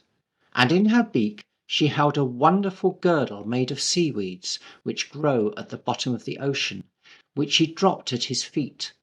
And the bird spake to Ulysses, and counselled him not to trust any more to that fatal vessel, against which god Neptune had levelled his furious wrath, nor to those ill-befriending garments which Calypso had given him, but to quit both it and them, and trust for his safety to swimming. And here, said the seeming bird, take this girdle and tie it about your middle, which has virtue to protect the wearer at sea, and you shall safely reach the shore. But when you have landed, cast it far from you back into the sea. He did as the sea-bird instructed him. He stripped himself naked, and fastening the wondrous girdle about his middle, cast himself into the sea to swim. The bird dived past his sight into the fathomless abyss of the ocean. 2 days and 2 nights he spent in struggling with the waves, though sore buffeted and almost spent, never giving up himself for lost. Such confidence he had in that charm which he wore about his middle, and in the words of that divine bird. But the 3rd morning the winds grew calm, and all the heavens were clear. Then he saw himself nigh land, which he knew to be the coast of the Phaeacians, a people good to strangers, and abounding in ships, by whose favour he doubted not that he should soon obtain a passage to his own country. And such joy he conceived in his heart as good sons have that esteem their father's life dear, when long sickness has held him down to his bed and wasted his body, and they see at length health returned to the old man, with restored strength and spirits, in reward of their many prayers to the gods for his safety. So precious was the prospect of home return to Ulysses, that he might restore health to his country, his better parent, that had long languished as full of distempers in his absence. And then for his own safety's sake he had joy to see the shores, the woods, so nigh and within his grasp as they seemed, and he laboured with all the might of hands and feet to reach with swimming that nigh-seeming land. But when he approached near, a horrid sound of a huge sea beating against rocks informed him that here was no place for landing, nor any harbour for man's resort. But though the weeds and the foam which the sea belched up against the land, he could dimly discover the rugged shore all bristled with flints, and all that part of the coast one impending rock that seemed impossible to climb, and the water all about so deep that not a sand was there for any tired foot to rest upon, and every moment he feared lest some wave more cruel than the rest should crush him against a cliff, rendering worse than vain all his landing.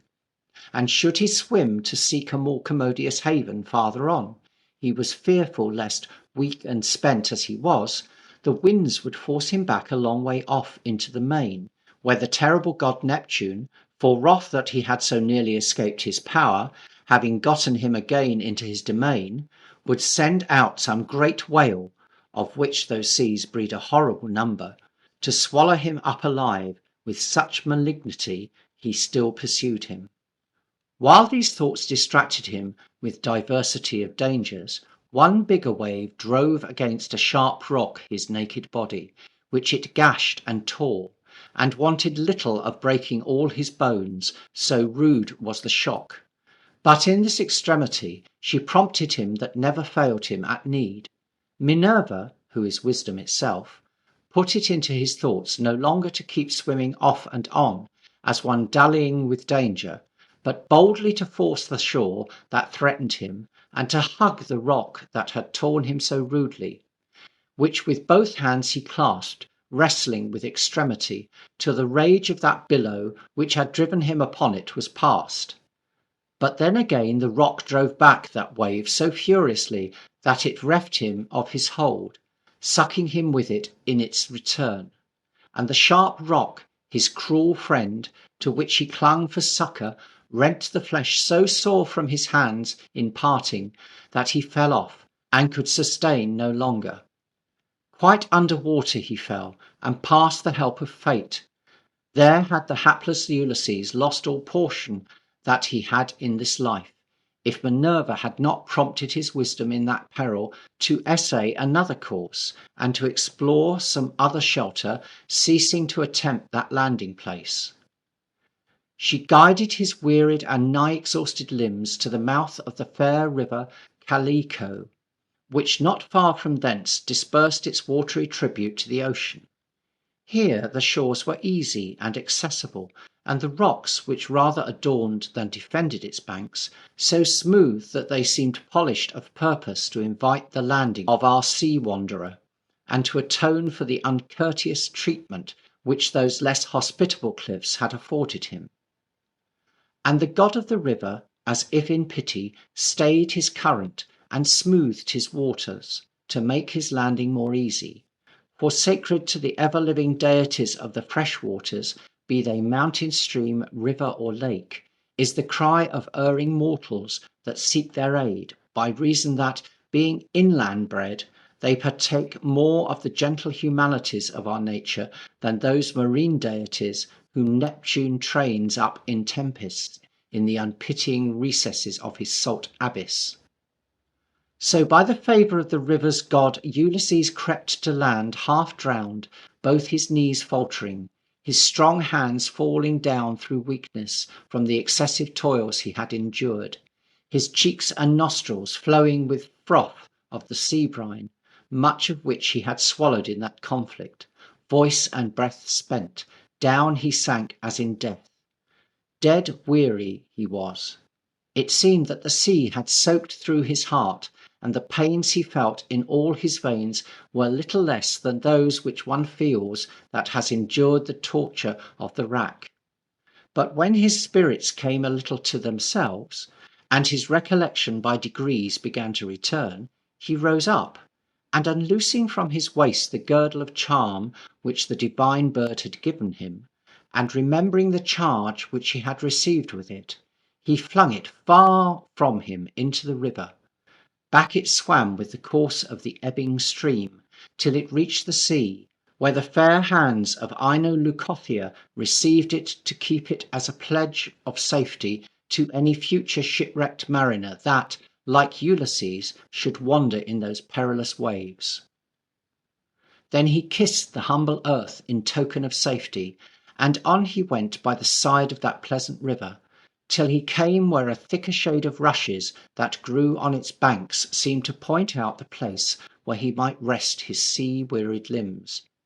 And here a fresh perplexity divided his mind, whether he should pass the night, which was coming on, in that place, where, though he feared no other enemies, the damps and frosts of the chill sea air in that exposed situation might be death to him in his weak state, or whether he had better climb the next hill and pierce the depth of some shady wood, in which he might find a warm and sheltered though insecure repose, subject to the approach of any wild beast that roamed that way.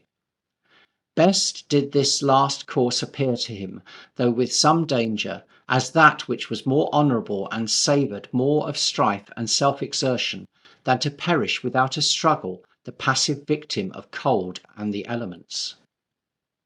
So he bent his course to the nearest wood, where, entering in, he found a thicket, mostly of wild olives and such low trees, yet growing so intertwined and knit together that the moist wind had not leave to play through their branches, nor the sun's scorching beams to pierce their recesses, nor any shower to beat through, they grew so thick, and as it were folded each in the other. Here, creeping in, he made his bed of the leaves which were beginning to fall, of which was such abundance that 2 or 3 men might have spread them ample coverings, such as might shield them from the winter's rage, though the air breathed steel and blew it as it would burst.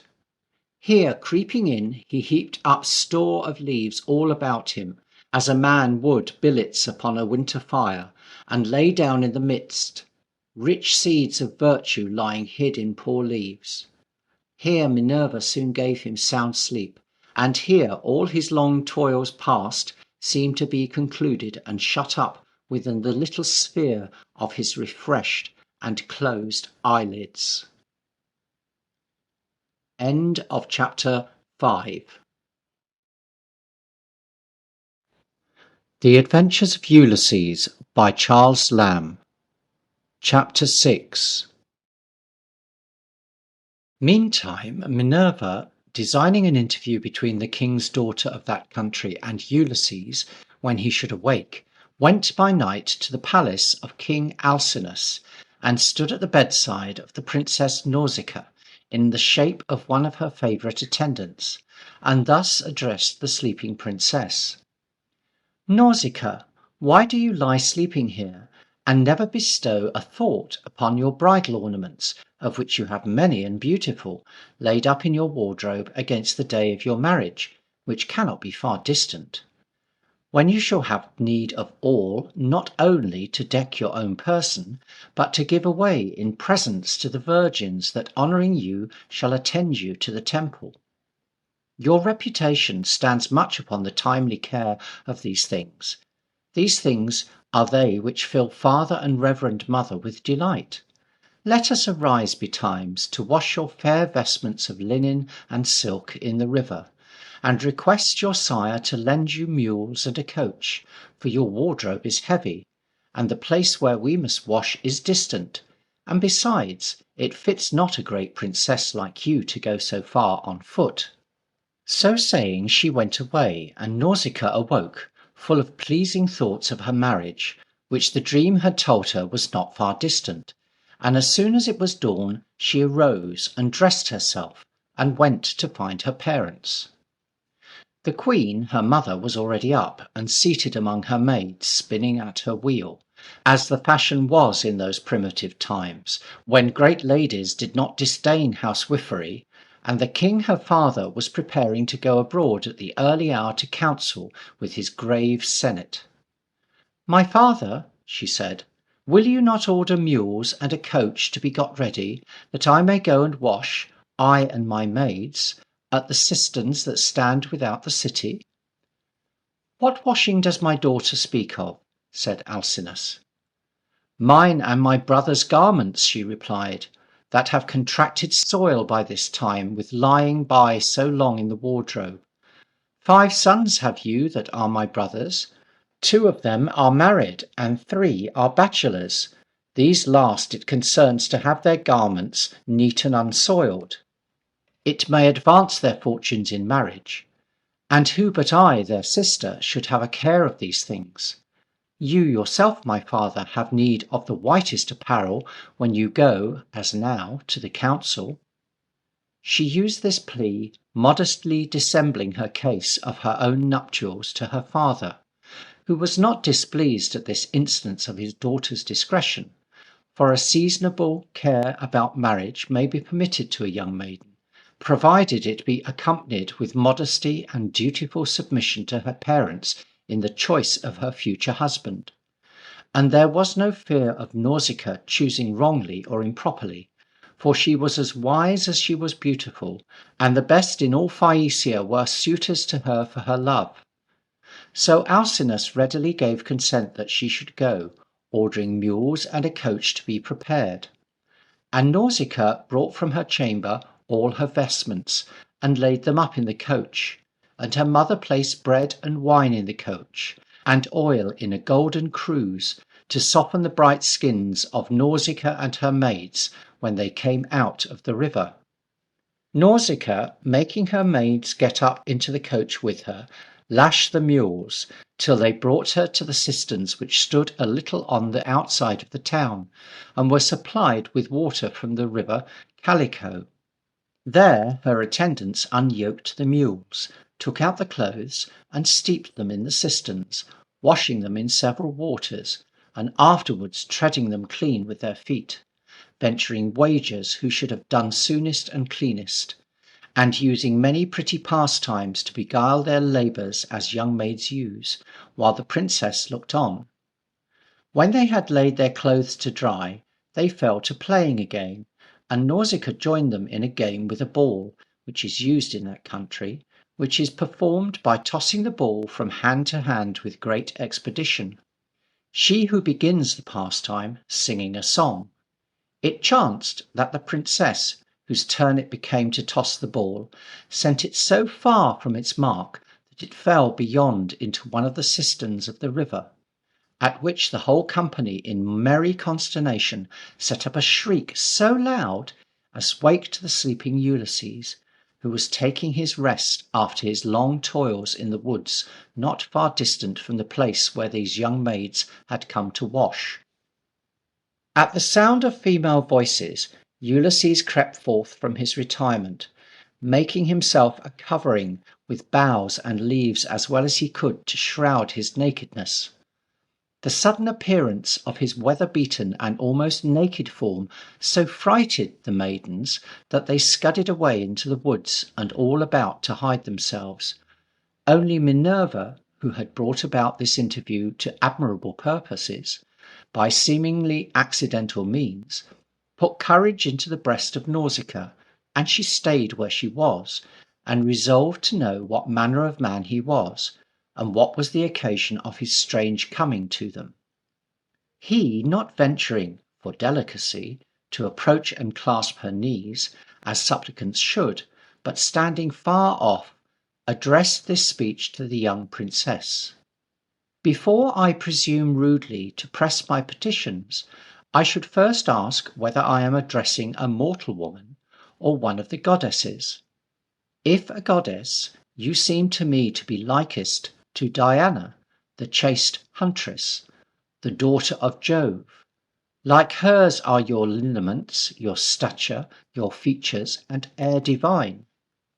She, making answer that she was no goddess, but a mortal maid, he continued, If a woman, thrice blessed are both the authors of your birth, thrice blessed are your brothers, who even to rapture must have joy in your perfections, to see you grown so like a young tree, and so graceful. But most blessed of all that breathe is he that has the gift to engage your young neck in the yoke of marriage. I never saw that man that was so worthy of you. I never saw man or woman that at all parts equalled you. Lately at Delos, where I touched, I saw a young palm which grew beside Apollo's temple. It exceeded all the trees which I ever beheld for straightness and beauty. I can compare you only to that. A stupor past admiration strikes me, joined with fear, which keeps me back from approaching you to embrace your knees. Nor is it strange, for one of freshest and firmest spirit would falter, approaching near to so bright an object. But I am one whom a cruel habit of calamity has prepared to receive strong impressions. 20 days the unrelenting seas have tossed me up and down, coming from Ogygia, and at length cast me shipwrecked last night upon your coast. I have seen no man or woman since I landed but yourself.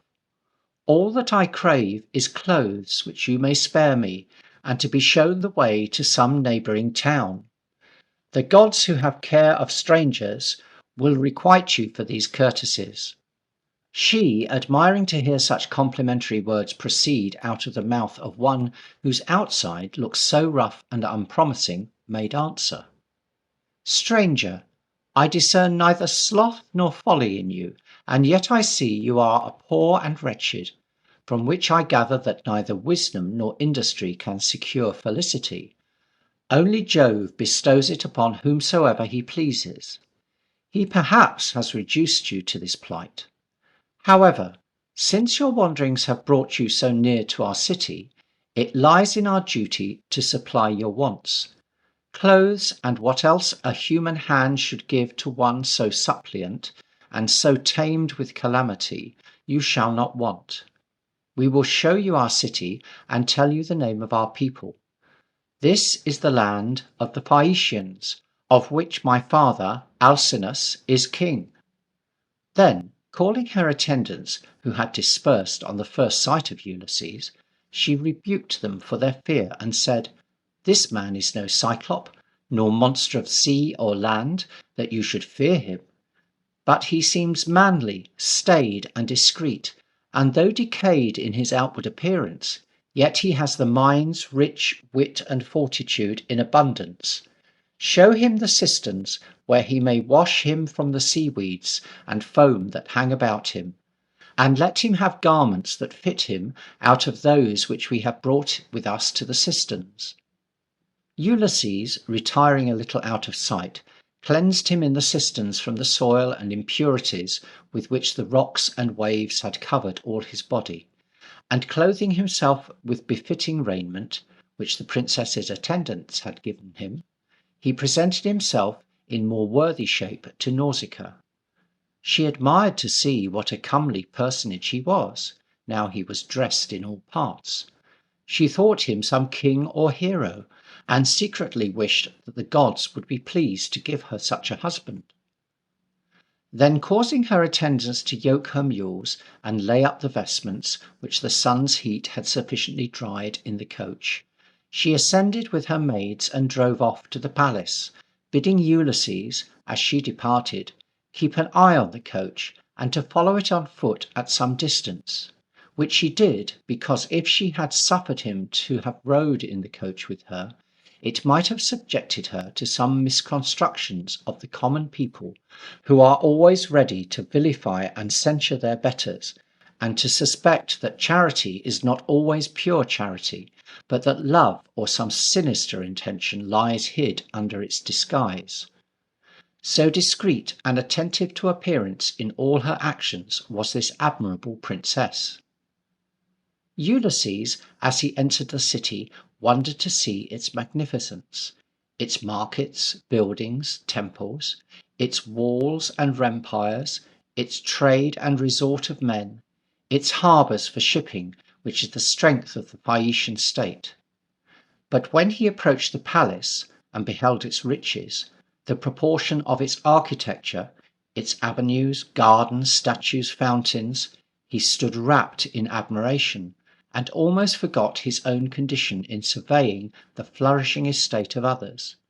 But recollecting himself, he passed on boldly into the inner apartment, where the king and queen were sitting at dinner with their peers, Nausicaa having prepared them for his approach. To them humbly kneeling, he made it his request that, since fortune had cast him naked upon their shores, they would take him into their protection, and grant him a conveyance by one of the ships of which their great Phaeacian state had such good store, to carry him to his own country. Having delivered his request, to grace it with more humility, he went and sat himself down upon the hearth among the ashes, as the custom was in those days, when any would make a petition to the throne. He seemed a petitioner of so great state and of so superior a deportment, that Alcinous himself arose to do him honour, and causing him to leave that abject station which he had assumed, placing him next to his throne, upon a chair of state, and thus he spake to his peers: Lords and counsellors of Phaeacia, ye see this man. Who he is we know not, that is come to us in the guise of a petitioner. He seems no mean one, but whoever he is, it is fit, since the gods have cast him upon our protection, that we grant him the rights of hospitality while he stays with us, and at his departure a ship well manned to convey so worthy a personage as he seems to be, in a manner suitable to his rank, to his own country. This counsel the peers with one consent approved, and wine and meat being set before Ulysses, he ate and drank, and gave the gods thanks, who had stirred up the royal bounty of Alcinous to aid him in that extremity. But not as yet did he reveal to the king and queen who he was, or whence he had come, only in brief terms to relate his being cast upon their shores, his sleep in the woods, and his meeting with the Princess Nausicaa, whose generosity, mingled with discretion, filled her parents with delight, as Ulysses in eloquent phrases adorned and commended her virtues. But Alcinous, humanely considering that the troubles which his guest had undergone required rest, as well as refreshment by food, dismissed him early in the evening to his chamber, where in a magnificent apartment Ulysses found a smoother bed, but not a sounder repose, than he had enjoyed the night before, sleeping upon leaves which he had scraped together in his necessity. End of chapter 6. The Adventures of Ulysses by Charles Lamb. Chapter 7. When it was daylight, Alcinous caused it to be proclaimed by the heralds about the town that there was come to the palace a stranger, shipwrecked on their coast, that in mien and person resembled a god, and inviting all the chief people of the city to come and do honour to the stranger. The palace was quickly filled with guests, old and young, for whose cheer and to grace Ulysses more, Alcinous made a kingly feast with banquetings and music. Then, Ulysses being seated at a table next the king and queen, in all men's view, after they had feasted, Alcinous ordered Demodocus, the court singer, to be called, to sing some songs of the deeds of heroes, to charm the ear of his guest. Demodocus came and reached his harp, where it hung between two pillars of silver, and then the blind singer, to whom in recompense of his lost sight the Muses had given an inward discernment, a soul and a voice to excite the hearts of men and gods to delight, began in grave and solemn strains to sing the glories of men highliest famed.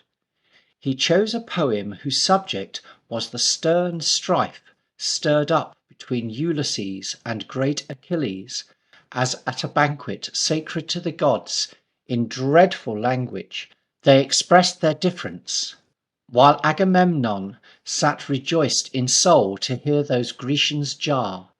For the oracle in Pytho had told him that the period of their wars in Troy should then be when the kings of Greece, anxious to arrive at the wished conclusion, should fall to strife and contend which must end the war, force or stratagem. This brave contention he expressed so to the life, in the very words which they both used in the quarrel, as brought tears to the eyes of Ulysses at the remembrance of past passage of his life, and he held his large purple weed before his face to conceal it. Then, craving a cup of wine, he poured it out in secret libation to the gods, who had put into the mind of Demodocus, unknowingly to him, so much honour. But when the moving poet began to tell of other occurrences where Ulysses had been present, the memory of his brave followers who had been with him in all difficulties, now swallowed up and lost in the ocean, and of those kings that had fought with him at Troy, some of whom were dead, some exiles like himself, forced itself so strongly upon his mind that, forgetful where he was, he sobbed outright with passion, which yet he restrained, but not so cunningly but so Alcinous perceived it, and without taking notice of it to Ulysses, privately gave signs that Demodocus should cease from his singing. Next followed dancing in the Phaeacian fashion, when they would show respect to their guests, which was succeeded by trials of skill, games of strength, running, racing, hurling of the quoit, mock fights, hurling of the javelin, shooting with the bow, in some of which Ulysses, modestly challenging his entertainers, performed such feats of strength and prowess as gave the admiring Phaeacians fresh reason to imagine that he was either some god or hero of the race of the gods. These solemn shows and pageants in honour of his guest King Alcinous continued for the space of many days, as if he could never be weary of showing courtesies to so worthy a stranger. In all this time he never asked him his name, nor sought to know more of him than he of his own accord disclosed, till on a day, as they were seated feasting, after the feast was ended, Demodocus being called, as was the custom, to sing some grave matter, sang how Ulysses, on that night when Troy was fired, made dreadful proof of his valour, maintaining singly a combat against the whole household of Deiphobus, to which the divine expresser gave both act and passion, and breathed such a fire into Ulysses' deed that it inspired old Death with life in the lively expressing of slaughters, and rendered life so sweet and passionate in the hearers that all who heard felt it fleet from them in the narration, which made Ulysses even pity his own slaughterous deeds, and feel touches of remorse, to see how song can revive a dead man from the grave, yet no way can it defend a living man from death.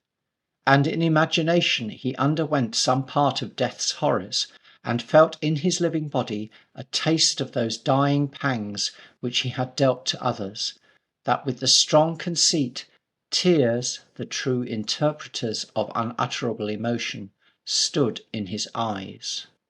Which King Alcinous noting, and that this was now the second time that he had perceived him to be moved at the mention of events touching the Trojan wars, he took occasion to ask whether his guest had lost any friend or kinsman at Troy, that Demodocus's singing had brought into his mind. Then Ulysses, drying the tears with his cloak, and observing that the eyes of all the company were upon him, desirous to give them satisfaction in what he could, and thinking this a fit time to reveal his true name and destination, spake as follows: The courtesies which ye have all shown me, and in particular yourself and princely daughter, O King Alcinous, demand from me that I should no longer keep you in ignorance of what or who I am. For to reserve any secret from you, who have with such openness of friendship embraced my love, would argue either a pusillanimous or an ungrateful mind in me. Know then that I am Ulysses, of whom I perceive ye have heard something, who heretofore have filled the world with the renown of my policies. I am he by whose counsel, if fame is to be believed at all, more than by the united valour of all the Grecians, Troy fell. I am that unhappy man whom the heavens and angry gods have conspired to keep an exile on the seas, wandering to seek my home which still flies from me. The land which I am in the quest of is Ithaca, in whose ports some ship belonging to your navigation famed Phaeacian state may haply at some time have found a refuge from tempests. If ever you have experienced such kindness, requite it now, by granting to me, who am the king of that land, a passport to that land. Admiration seized all the court of Alcinous to behold in their presence one of the number of those heroes who fought at Troy, whose divine story had been made known to them by songs and poems, but of the truth they had little known, or rather they had hitherto accounted those heroic exploits as fictions and exaggerations of poets. But having seen and made proof of the real Ulysses, they began to take those supposed inventions to be real verities, and the tale of Troy to be as true as it was delightful.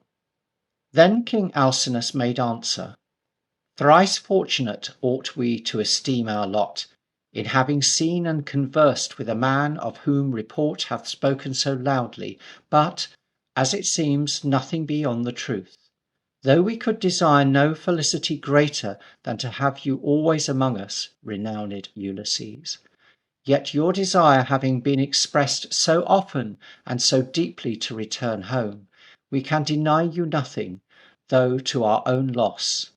Our kingdom of Phaeacia, as you know, is chiefly rich in shipping. In all parts of the world where there are navigable seas, or ships can pass, our vessels will be found. You cannot name a coast to which they do not resort. Every rock and every quicksand is known to them that lurks in the vast deep. They pass a bird in flight, and with such unerring certainty they make to their destination, that some have said that they have no need of pilot or rudder, but that they move instinctively, self-directed, and know the minds of their voyagers. Thus much, that you may not fear to trust yourself in one of our Phaeacian ships. Tomorrow, if you please, you shall launch forth. Today spend with us in feasting, who never can do enough when the gods send such visitors. Ulysses acknowledged King Alcinous's bounty, and while these two royal personages stood interchanging courteous expressions, the heart of the Princess Nausicaa was overcome.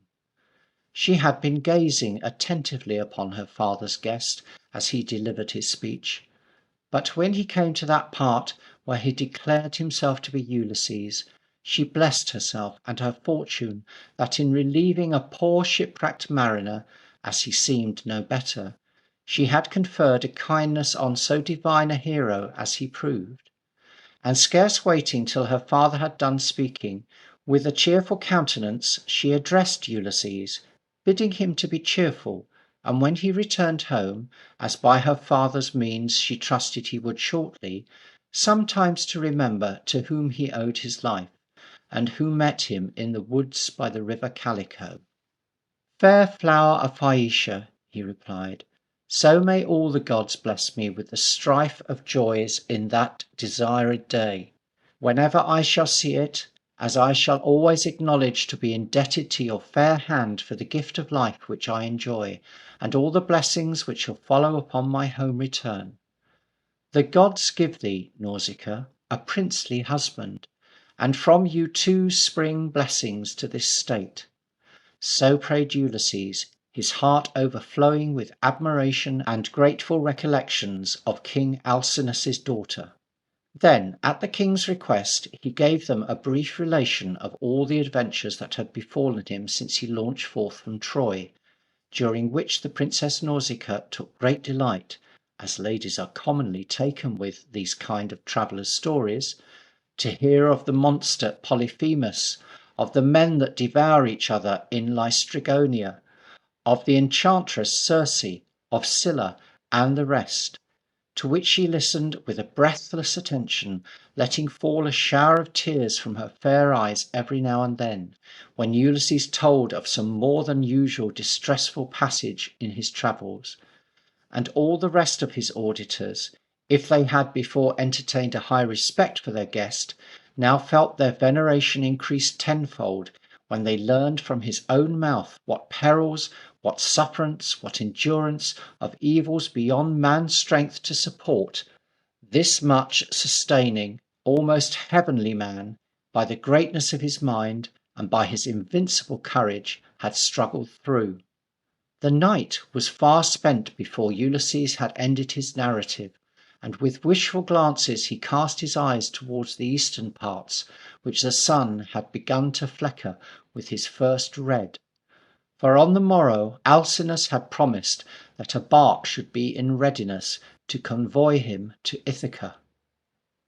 In the morning a vessel well manned and appointed was waiting for him, into which the king and queen heaped presents of gold and silver, massy plate, apparel, armour, and whatsoever things of cost or rarity they judged would be most acceptable to their guest. And the sails being set, Ulysses, embarking with expressions of regret, took his leave of his royal entertainers, of the fair princess who had been his first friend, and of the peers of Phaeacia, who, crowding down to the beach to have the last sight of their illustrious visitant, beheld the gallant ship with all her canvas spread, bounding and curveting over the waves, like a horse proud of his rider, or as if she knew that in her capacious womb's rich freightage she bore Ulysses. He whose life past had been a series of disquiets, in seas among rude waves, in battles amongst ruder foes, now slept securely, forgetting all. His eyelids bound in such deep sleep as only yielded to death. And when they reached the nearest Ithacan port by the next morning, he was still asleep. The mariners, not willing to awake him, landed him softly, and laid him in a cave at the foot of an olive tree, which made a shady recess in that narrow harbour, the haunt of almost none but the sea nymphs, which are called naiads. Few ships before this Phaeacian vessel having put into that haven, by reason of the difficulty and narrowness of the entrance. Here, leaving him asleep, and disposing in safe places near him the presents with which King Alcinous had dismissed him, they departed for Phaeacia, where those wretched mariners never again set foot. But just as they arrived, and thought to salute their country earth in sight of their city's turrets, and in open view of their friends who from the harbour with shouts greeted their return, their vessel and all the mariners which were in her were turned to stone, and stood transformed and fixed in the sight of the whole Phaeacian city, where it yet stands, by Neptune's vindictive wrath, who resented thus highly the contempt which those Phaeacians had shown in convoying home a man whom the god had destined to destruction. Whence it comes to pass that the Phaeacians at this day will at no price be induced to lend their ships to strangers, or to become the carriers for other nations, so highly do they still dread the displeasure of their sea god, while they see that terrible monument ever in sight. When Ulysses awoke, which was not till some time after the mariners had departed, he did not at first know his country again, either that long absence had made it strange, or that Minerva, which was more likely, had cast a cloud about his eyes, that he should have greater pleasure hereafter in discovering his mistake. But like a man suddenly awaking in some desert isle, to which his sea mates have transported him in his sleep, he looked around, and discerning no known objects, he cast his hands to heaven for pity, and complained on those ruthless men who had beguiled him with a promise of conveying him home to his country, and perfidiously left him to perish in an unknown land. But then the rich presents of gold and silver given him by Alcinous, which he saw carefully laid up in secure places near him, staggered him, which seemed not like the act of wrongful or unjust men, such as turn pirates for grain, or land helpless passengers in remote coasts to possess themselves of their goods. While he remained in this suspense, there came up to him a young shepherd, clad in the finer sort of apparel, such as kings' sons wore in those days, when princes did not disdain to tend sheep, who, accosting him, was saluted again by Ulysses, who asked him what country that was on which he had been just landed, and whether it were part of a continent or an island. The young shepherd made show of wonder to hear any one ask the name of that land, as country people are apt to esteem those for mainly ignorant and barbarous who do not know the name of places which are familiar to them, though perhaps they who ask have no opportunities of knowing, and may have come from far countries.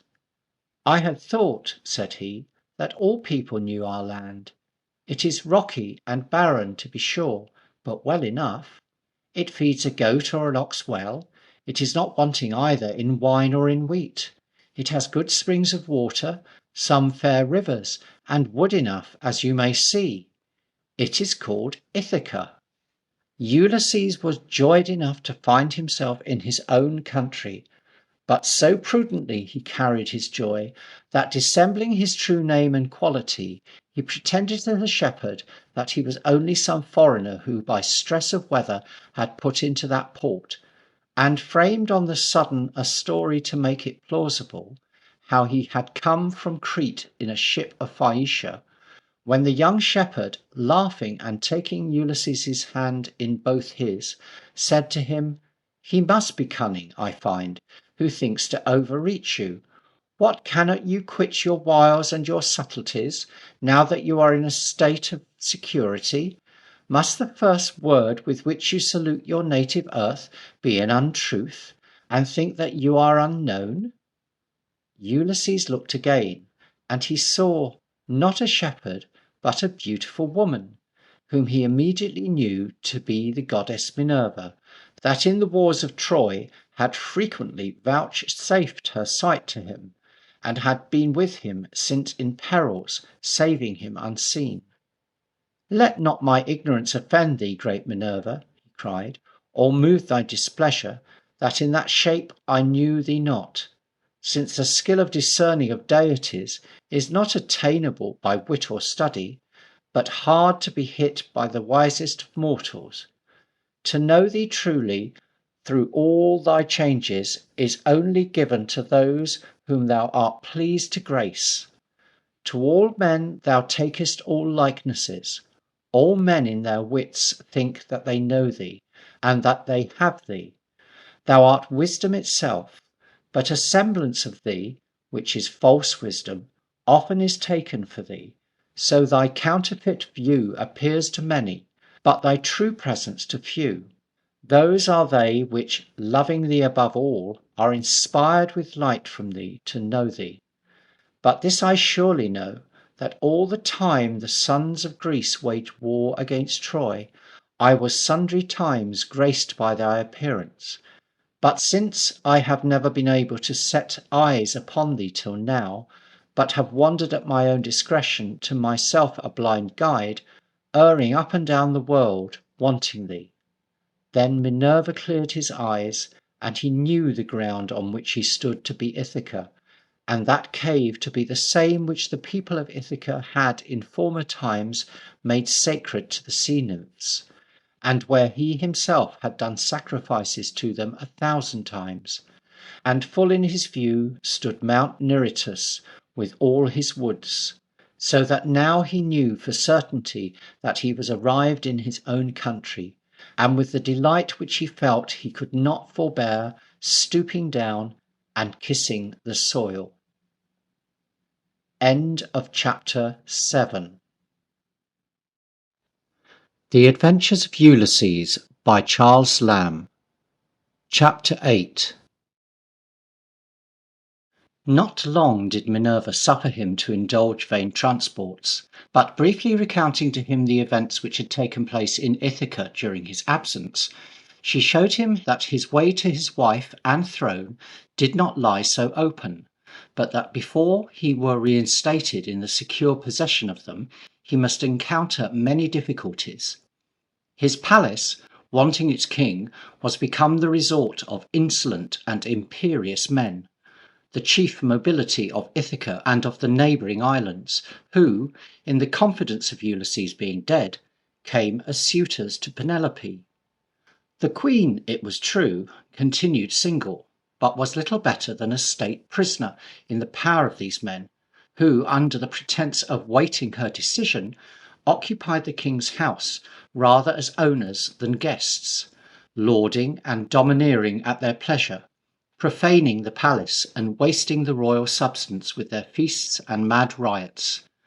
Moreover, the goddess told him how, fearing the attempts of these lawless men upon the person of his young son Telemachus, she herself had put it into the heart of the prince to go and seek his father in far countries, how in the shape of Mentor she had borne him company in his first long search, which, though failing, as she meant it should fail, in its first object, had yet had this effect, that though hardships he had learned endurance, through experience he had gathered wisdom, and wherever his footsteps had been he had left such memorials of his worth, as the fame of Ulysses' son was already blown throughout the world.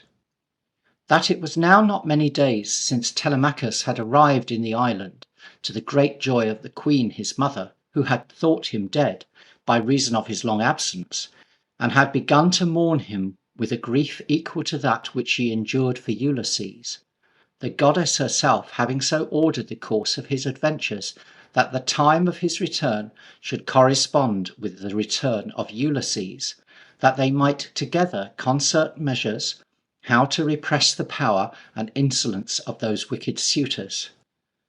This the goddess told him, but of the particulars of his son's adventures, of his having been detained in the delightful island which his father had so lately left, of Calypso and her nymphs, and the many strange occurrences which may be read with profit and delight in the history of the prince's adventures, she forbore to tell him as yet, as judging that he would hear them with greater pleasure from the lips of his own son, when he should have him in an hour of stillness and safety, when their work should be done, and none of their enemies left alive to trouble them. Then they sat down, the goddess and Ulysses, at the foot of a wild olive tree, consulting how they might with safety bring about his restoration. And when Ulysses resolved in his mind how that his enemies were a multitude, and he single, he began to despond, and he said, I shall die an ill death like Agamemnon. In the threshold of my own house I will perish, like that unfortunate monarch, slain by some one of my wife's suitors. But then, again calling to mind his ancient courage, he secretly wished that Minerva would but breathe such a spirit into his bosom as she inflamed him with in the hour of Troy's destruction, that he might encounter with 300 of those impudent suitors at once, and strew the pavements of his beautiful palace with their bloods and brains. And Minerva knew his thoughts, and she said, I will be strongly with thee, if thou fail not to do thy part. And for a sign between us that I will perform my promise, and for a token on thy past of obedience, I must change thee, that thy person may not be known of men. Then Ulysses bowed his head to receive the divine impression, and Minerva by her great power changed his person so that it might not be known. She changed him to appearance into a very old man, yet such a one as by his limbs and gait seemed to have been some considerable person in his time, and to retain yet some remains of his once prodigious strength. Also, instead of those rich robes in which King Alcinous had clothed him, she threw over his limbs such old and tattered rags as wandering beggars usually wear. A staff supported his steps, and a scrip hung to his back, such as travelling mendicants used to hold the scraps which are given to them at rich men's doors. So from a king he became a beggar, as wise Tiresias had predicted to him in the shades. To complete his humiliation, and to prove his obedience by suffering, she next directed him in his beggarly attire to go and present himself to his old herdsman Eumaeus, who had the care of his swine and his cattle, and had been a faithful steward to him all the time of his absence, then strictly charging Ulysses that he should reveal himself to no man but to his own son, whom she would send to him when she saw occasion. The goddess went her way. The transformed Ulysses bent his course to the cottage of the herdsman, and, entering in at the front court, the dogs, of which Eumaeus kept many fierce ones for the protection of the cattle, flew with open mouths upon him, as those ignoble animals have ofttimes in antipathy to the sight of anything like a beggar, and would have rent him in pieces with their teeth, if Ulysses had not had the prudence to let fall his staff, which had chiefly provoked their fury, and sat himself down in a careless fashion upon the ground. But for all that some serious hurt had certainly been done to him, so raging the dogs were, had not the herdsman, whom the barking of the dogs had fetched out of the house, with shouting and with throwing of stones repressed them. He said, when he saw Ulysses, "Old father, how near you were to being torn in pieces by these rude dogs! I should never have forgiven myself, if through neglect of mine any hurt had happened to you. But heaven has given me so many cares to my portion that I might well be excused for not attending to everything, while here I lie grieving and mourning for the absence of that majesty which once ruled here, and am forced to fatten his swine and his cattle for food to evil men, who hate him and who wish his death. When he perhaps strays up and down the world, and has not wherewith to appease hunger, if indeed he yet lives, which is a question, and enjoys the cheerful light of the sun." This he said, little thinking that he of whom he spoke now stood before him, and that in that uncouth disguise and beggarly obscurity was present the hidden majesty of Ulysses. Then he had his guest into the house, and sat meat and drink before him, and Ulysses said, "May Jove and all the other gods requite you for the kind speeches and hospitable usage which you have shown me." Eumaeus made answer, "My poor guest, if one in much worse plight than yourself had arrived, it were a shame to such scanty means as I have, if I had let him depart without entertaining him to the best of my ability. Poor men, and such as have no houses of their own, are by Jove himself recommended to our care. But the cheer which we that are servants to other men have to bestow it but sorry at most, yet freely and lovingly I give it you. Indeed, there once ruled here a man whose return the gods have set their faces against, who, if he had been suffered to reign in peace and grow old among us, would have been kind to me and mine. But he is gone, and for his sake would to God that the whole posterity of Helen might perish with her, since in her quarrel so many worthies have perished. But such as your face is, eat it, and be welcome, such lean beasts as are food for poor herdsmen. The fattest go to feed the voracious stomachs of the queen's suitors. Shame on their unworthiness! There is no day in which 2 or 3 of the noblest of the herd are not slain to support their feasts and their surfeits." Ulysses gave good ear to his words, and as he ate his meat, he even tore it and rent it with his teeth, for mere vexation that his fat cattle should be slain to glut the appetites of those godless suitors. And he said, "What chief or what ruler is this, that thou commendest so highly? And sayest that he perished at Troy? I am but a stranger in these parts. It may be I have heard of some such in my long travels." Eumaeus answered, "Old father, never any one of all the strangers that have come to our coast with news of Ulysses being alive could gain credit with the queen or her son yet. These travellers, to get raiment or a meal, will not stick to invent any lie. Truth is not the commodity they deal in. Never did the queen get anything of them but lies. She receives all that come graciously, hears their stories, inquires all she can, but all ends in tears and dissatisfaction. But in God's name, old father, if you have got a tale, make the most on't. It may gain you a cloak or a coat from somebody to keep you warm. But for him who is the subject of it, dogs and vultures long since have torn him limb from limb, or some great fish at sea has devoured him, or he lieth with no better monument upon his bones than the sea sand. But for me, past all the race of men were tears created, for I never shall find so kind a royal master more. Not if my father or my mother could come again and visit me from the tomb, would my eyes be so blessed, as they should be with the sight of him again, coming as from the dead. In his last rest my soul shall love him. He is not here, nor do I name him as a flatterer, but because I am thankful for his love and care, which he had to me, a poor man. And if I knew surely that he were past all shores that the sun shines upon, I would invoke him as a deified thing.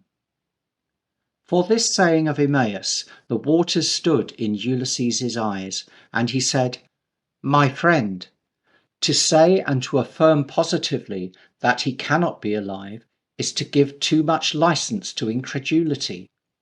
For, not to speak at random, but with as much solemnity as an oath comes to, I say to you that Ulysses shall return, and whenever that day shall be, then shall you give to me a cloak and a coat.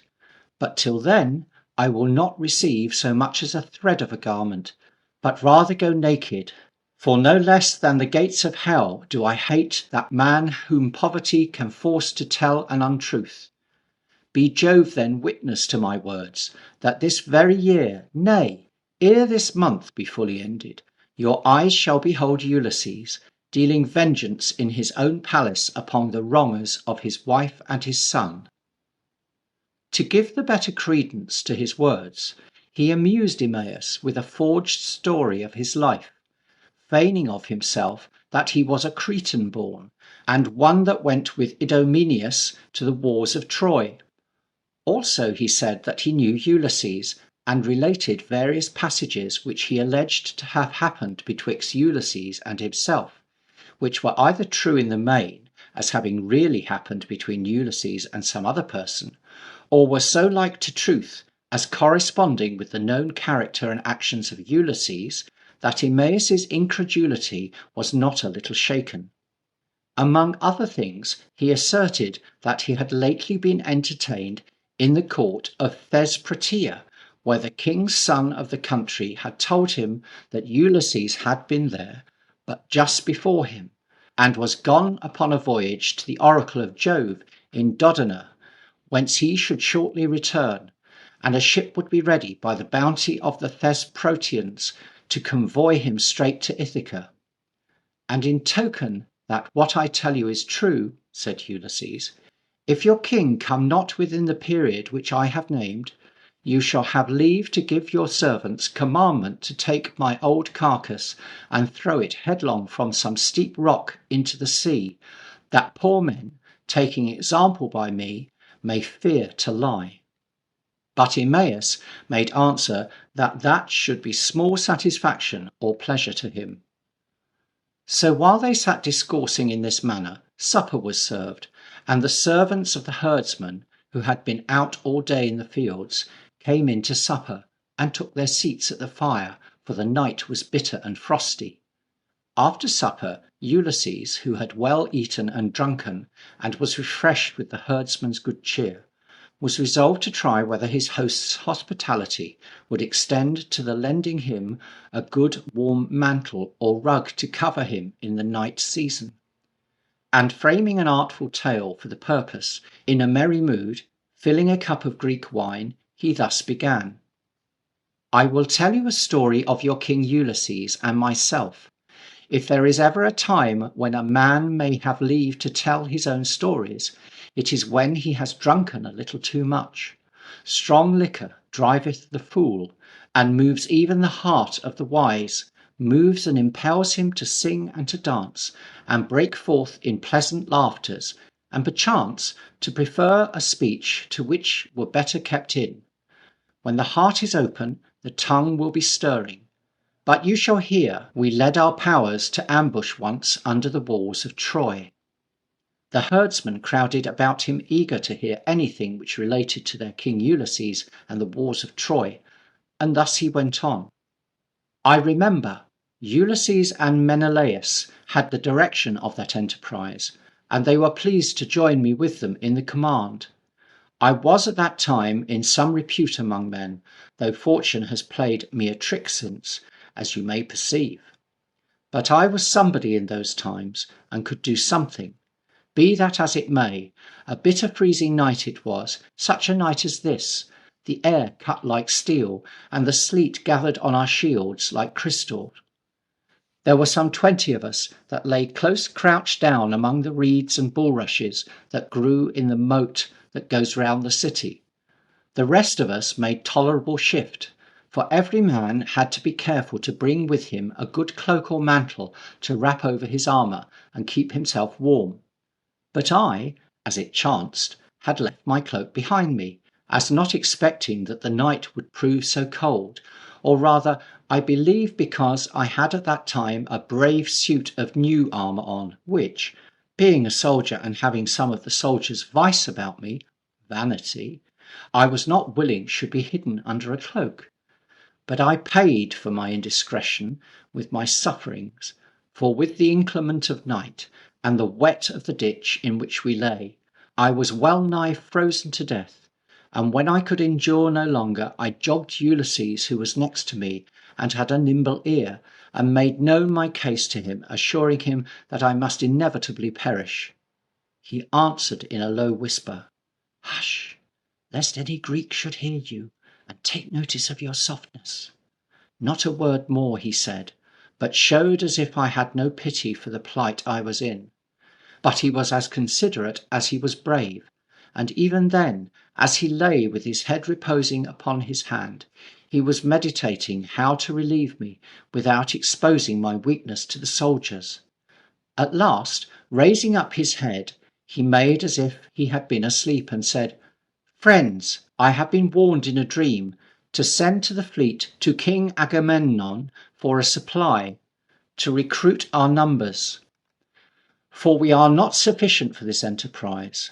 And they, believing him, one, Thoas, was dispatched on that errand, who departing for more speed, as Ulysses had foreseen, left his upper garment behind him, a good warm mantle, to which I succeeded, and by the help of it got through the night with credit. This shift Ulysses made for one in need, and would to heaven that I had now the strength in my limbs which made me in those days to be accounted fit to be a leader under Ulysses. I should not then want the loan of a cloak or a mantle to wrap about me and shield my old limbs from the night air. The tale pleased the herdsman, and Eumaeus, who more than all the rest was gratified to hear tales of Ulysses, true or false, said that for his story he deserved a mantle, and a night's lodgings, which he should have. And he spread for him a bed of goat and sheepskins by the fire, and the seeming beggar, who was indeed the true Ulysses, lay down and slept under the poor roof, in that abject disguise to which the will of Minerva has subjected him. When morning was come, Ulysses made offer to depart, as if he were not willing to burden his host's hospitality any longer, but said that he would go and try the humanity of the townsfolk, if any there would bestow upon him a bit of bread or a cup of drink. Perhaps the queen's suitors, he said, out of their full feasts, would bestow a scrap on him, for he could wait at table, if need were, and play the nimble serving-man. He could fetch wood, he said, or build a fire, prepare roast meat or boiled, mix the wine with water, or do any of those offices which recommend poor men, like him, to services in great men's houses. Alas, poor guest, said Eumaeus, you know not what you speak. What should so poor and old a man as you do at the suitors' tables? Their light minds are not given to such grave servitors. They must have youths, richly tricked out in flowing vests with curled hair, like so many Jove's cupbearers, to fill out the wine to them as they sit at table, and to shift their trenchers.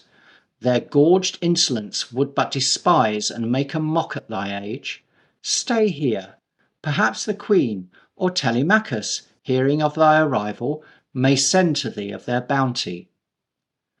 As he spake these words, the steps of one crossing the front court were heard, and a noise of the dogs fawning and leaping about as for joy, by which Eumaeus guessed that it was the prince, who, hearing of a traveller being arrived at Eumaeus's cottage that brought tidings of his father, was come to search the truth. And Eumaeus said, It is the tread of Telemachus, the son of King Ulysses. Before he could well speak the words, the prince was at the door, whom Ulysses rising to receive, Telemachus would not suffer that so aged a man, as he appeared, should rise to do respect to him, but he courteously and reverently took him by the hand and inclined his head to him, as if he had surely known that it was his father indeed. But Ulysses covered his eyes with his hands, that he might not show the waters that stood in them. And Telemachus said, Is this the man who can tell us tidings of the king my father? He brags himself to be a Cretan born, said Eumaeus, and that he has been a soldier and a traveller, but whether he speaks the truth or not, he alone can tell. But whatsoever he has been, what he is now is apparent. Such as he appears, I give him to you. Do what you will with him. His boast at present is that he is at the very best a supplicant. Be he what he may, said Telemachus, I accept him at your hands, but where I should bestow him I know not, seeing that in the palace his age would not exempt him from the scorn and contempt which my mother's suitors in their light minds would be sure to fling upon him, and mercy if he escaped without blows, for they are a company of evil men, whose profession is wrongs and violence. Ulysses answered, Since it is free for any man to speak in presence of your greatness, I must say that my heart puts on a wolfish inclination to tears and to devour, hearing your speech, that these suitors should with such injustice rage, where you should have the rule solely. What should the cause be? Do you wilfully give way to their ill manners? Or has your government been such as has procured ill will towards you from your people? Or do you mistrust your kinfolk and friends in such sort as without trial to decline their aid? A man's kindred are they that he might trust to when extremities run high. Telemachus replied, The kindred of Ulysses are few. I have no brothers to assist me in the strife, but the suitors are powerful in kindred and friends. The house of old Archesius has had this fate from the heavens, that from old it still has been supplied with single heirs. To Icesius, Laertes was only born. From Laertes descended only Ulysses. From Ulysses I alone have sprung, whom he left so young that from me never comfort arose to him. But the end of all rests in the hands of the gods. Then Eumaeus, departing to see to some necessary business of his herds, Minerva took a woman's shape and stood in the entry of the door, and was seen to Ulysses. But by his son she was not seen, for the presences of the gods are invisible save to those to whom they will reveal themselves. Nevertheless, the dogs which were about the door saw the goddess, and durst not bark, but went crouching and licking of the dust for fear. And giving signs to Ulysses that the time was now come in which he should make himself known to his son, by her great power she changed back his shape into the same which it was before she transformed him. And Telemachus, who saw the change, but nothing of the manner by which it was effected, Only he saw the appearance of a king in the vigour of his age, where but just now he had seen a worn and decrepit beggar, was struck with fear, and said, "Some god has done this house this honour." And he turned away his eyes, and would have worshipped. But his father permitted not, but said, "Look better at me. I am no deity. Why put you upon me the reputation of godhead? I am no more but thy father. I am even he. I am that Ulysses, by reason of whose absence thy youth has been exposed to such wrongs from injurious men." Then kissed he his son, nor could any longer refrain those tears which he had held under such mighty restraint before, though they would ever be forcing themselves out in spite of him. But now, as if their sluices had burst, they came out like rivers, pouring upon the warm cheeks of his son. Nor yet by all these violent arguments could Telemachus be persuaded to believe that it was his father, but he said some deity had taken that shape to mock him. For he affirmed that it was not in the power of any man, who is sustained by mortal food, to change his shape so in a moment from age to youth. For, "But now," said he, "you were all wrinkles, and were old, and now you look as the gods are pictured." His father replied, "Admire, but fear not, and know me to be at all parts substantially thy father, who in the inner powers of his mind, and the unseen workings of a father's love to thee, answers to his outward shape and pretence. There shall no more Ulysseses come here. I am he that after 20 years' absence and suffering a world of ill have recovered at last the sight of my country earth. It was the will of Minerva that I should be changed as you saw me. She put me thus together. She put together or takes to pieces whom she pleases. It is in the law of her free power to do it, sometimes to show her favourites under a cloud and poor, and again to restore them to their ornaments. The gods raise and throw down men with ease." Then Telemachus could hold out no longer, but he gave way now to a full belief and persuasion of that which for joy at first he could not credit, that it was indeed his true and very father that stood before him, and they embraced and mingled their tears. Then said Ulysses, "Tell me who these suitors are, what are their numbers, and how stands the queen thy mother affected to them?" "She bears them still no expectation," said Telemachus, "which she never means to fulfil, that she will accept the hand of some one of them in second nuptials. For she fears to displease them by an absolute refusal. So from day to day she lingers them on with hope, which they are content to bear the deferring of, while they have entertainment at free cost in our palace." Then said Ulysses, "Reckon up their numbers, that we may know their strength and ours. If we have none but ourselves, may hope to prevail against them." "O father," he replied, "I have oft time heard of your fame for wisdom, and of the great strength of your arm, but the venturous mind which your speeches now indicates moves me even to amazement. For in no wise can it consist with wisdom or a sound mind that two should try their strength against a host, nor 5 or 10 or twice 10 strong are these suitors, but many more by much. From Dulichium came their 50 and 2, they and their servants. Twice 12 crossed the seas hither from Samos. From Zacynthus twice 10. Of our native Ithacans, men of chief note, are 12 who aspire to the bed and crown of Penelope, and all these under one strong roof.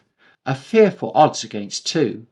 My father, there is need of caution, lest the cup of your great mind so thirsts to taste of vengeance prove bitter to yourself in the drinking. And therefore it were well that we should bethink us of some one who might assist us in this undertaking." "Thinkest thou," said his father, "if we had Minerva and the King of Skies to be our friends, would their sufficiencies make strong our part, or must we look for some further aid yet?" "They you speak of are above the clouds," said Telemachus, "and are sound aids indeed, as powers that not only exceed human, but bear the chiefest sway among the gods themselves. Then Ulysses gave directions to his son to go and mingle with the suitors, and in no wise to impart his secret to any, not even the queen his mother, but to hold himself in readiness, and to have his weapons and his good armour in preparation.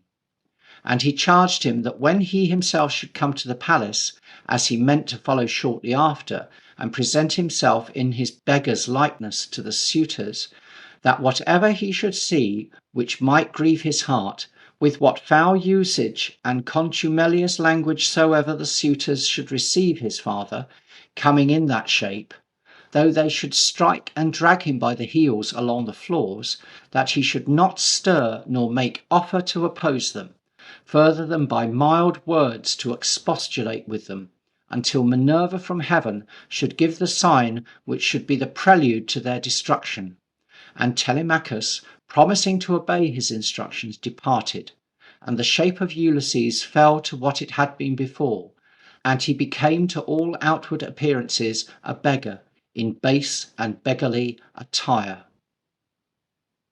End of chapter 8. The Adventures of Ulysses by Charles Lamb. Recording by Rebecca Dittman, Liverpool, United Kingdom. Chapter 9.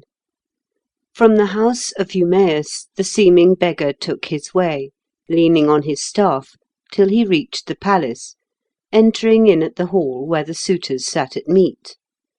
They, in the pride of their feasting, began to break their jests in mirthful manner, when they saw one looking so poor and so aged approach. He, who expected no better entertainment, was nothing moved at their behaviour, but, as became the character which he had assumed, in a suppliant posture crept by turns to every suitor, and held out his hands for some charity, with such a natural and beggar-resembling grace that he might seem to have practised begging all his life. Yet there was a sort of dignity in his most abject stoopings, that whoever had seen him would have said, if it had pleased heaven that this poor man had been born a king, he would gracefully have filled a throne. And some pitied him, and some gave him alms, as their present humours inclined them, but the greater part reviled him and bade him be gone, as one that spoiled their feast. For the presence of misery has this power with it, that, while it stays, it can ash and overturn the mirth, even of those who feel no pity or wish to relieve it. Nature bearing this witness of herself in the hearts of the most obdurate. Now Telemachus sat at meat with the suitors, and knew that it was the king his father who in that shape begged an alms. And when his father came and presented himself before him in turn, as he had done to the suitors one by one, he gave him of his own meat which he had in his dish, and of his own cup to drink. And the suitors were past measure offended to see a pitiful beggar, as they esteemed him, to be so choicely regarded by the prince. Then Antinous, who was a great lord, and of chief note among the suitors, said, Prince Telemachus does ill to encourage these wandering beggars, who go from place to place, affirming that they have been some considerable persons in their time, filling the ears of such as hearken to them with lies, and pressing with their bold feet into kings' palaces. This is some saucy vagabond, some travelling Egyptian.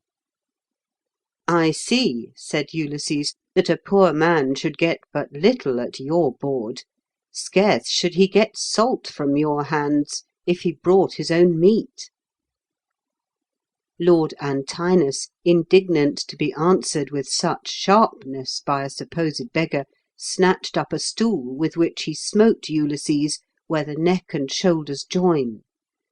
This usage moved not Ulysses, but in his great heart he meditated deep evils to come upon them all, which for a time must be kept close, and he went and sat himself down in the doorway to eat of that which was given him. And he said, For life or possessions a man will fight, but for his belly this man smites. If a poor man has any god to take his part, my lord Antinous shall not live to be the queen's husband." Then Antonius raged highly, and threatened to drag him by the heels, and to rend his rags about his ears, if he spoke another word. But the other suitors did it nowise approve of the harsh language, nor of the blow which Antonius had dealt, and some of them said, "Who knows but one of the deities goes about hid under that poor disguise? For in the likeness of poor pilgrims, the gods have many times descended to try the dispositions of men, whether they be humane or impious." While these things passed, Telemachus sat and observed all, but held his peace, remembering the instructions of his father. But secretly he waited for the sign which Minerva was to send from heaven. That day there followed Ulysses to the court one of the common sort of beggars, Irus by name, one that had received alms before time of the suitors, and was their ordinary sport, when they were inclined, as that day, to give way to mirth, to see him eat and drink, for he had the appetite of 6 men, and was of huge stature and proportions of body, yet had in him no spirit nor courage of a man. This man, thinking to curry favour with the suitors, and recommend himself especially to such a great lord as Antonius was, began to revile and scorn Ulysses, putting foul language upon him, and fairly challenging him to fight with the fist. But Ulysses, deeming his railings to be nothing more than jealousy, and that envious disposition which beggars commonly manifest to brothers in their trade, mildly besought him not to trouble him, but to enjoy that portion which the liberality of their entertainers gave him, as he did quietly, seeing that, of their bounty, there was sufficient for all. But Irus, thinking that this forbearance in Ulysses was nothing more than a sign of fear, so much the more highly stormed and bellowed and provoked him to fight, and by this time the quarrel had attracted the notice of the suitors, who with loud laughters and shouting egged on the dispute, and Lord Antonius swore by all the gods it should be a battle, and that in that hall the strife should be determined. To this the rest of the suitors with violent clamours acceded, and a circle was made for the combatants, and a fat goat was proposed the victor's prize, as at the Olympic or the Pythian games.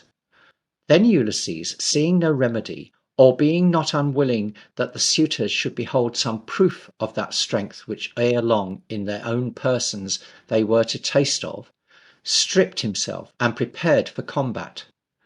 But first he demanded that he should have fair play shown him, that none in that assembly should aid his opponent or take part against him, for, being an old man, they might easily crush him with their strengths. And Telemachus passed his word that no foul play should be shown him, but that each party should be left to their own unassisted strengths, and to this he made Antonius and the rest of the suitors swear.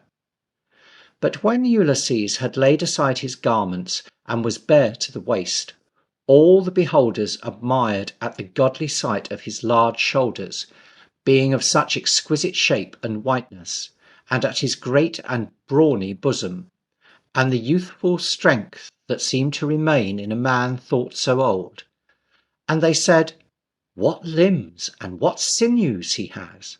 And coward fear seized on the mind of that great vast beggar, and he dropped his threats and his big words, and would have fled, but Lord Antonius stayed him, and threatened him that if he declined the combat, he would put him in a ship, and land him on the shores where King Echetus reigned, the roughest tyrant which at the time the world contained, and who had that antipathy to rascal beggars, such as he, that when any landed on his coast, he would crop their ears and noses, and give them to the dogs to tear.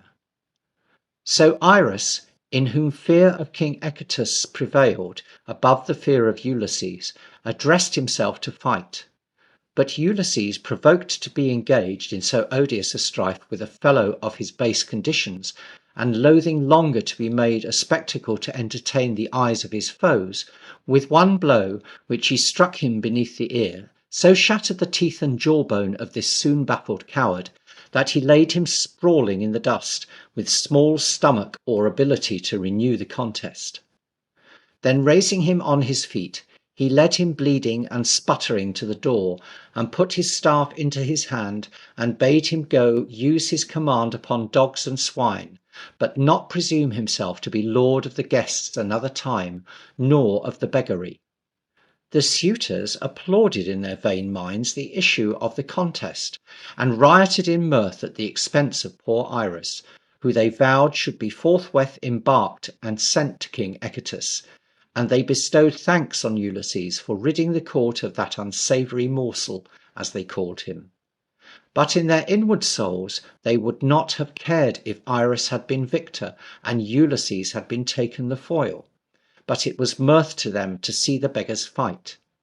In such pastimes and light entertainments the day wore away. When evening was come, the suitors betook themselves to music and dancing, and Ulysses leaned his back against a pillar from which certain lamps hung which gave light to the dancers, and he made show of watching the dancers, but very different thoughts were in his head.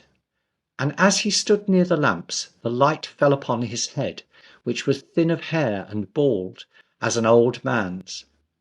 And Eurymachus, a suitor, taking occasion from some words which were spoken before, scoffed and said, "Now I know for certainty that some god lurks under the poor and beggarly appearance of this man, for, as he stands by the lamps, his sleek head throws beams around it, like as it were a glory." And another said, "He passes his time too, not much unlike the gods, lazily living exempt from labour, taking offerings of men." "I warrant," said Eurymachus again, "he could not raise a fence or dig a ditch for his livelihood, if a man would hire him to work in a garden."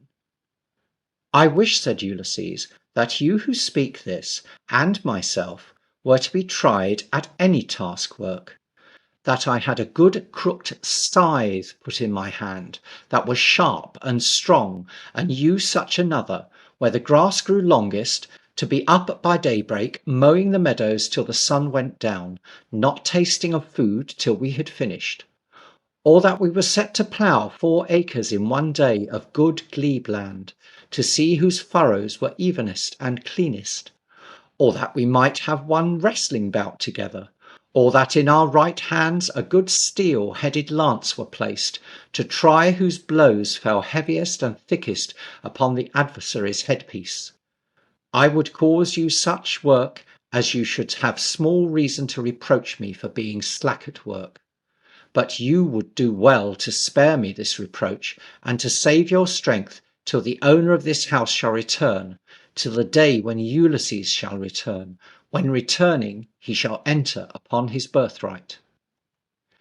This was a galling speech to those suitors, to whom Ulysses's return was indeed the thing which they most dreaded, and a sudden fear fell upon their souls, as if they were sensible to the real presence of that man who did indeed stand amongst them, but not in that form as they might know him.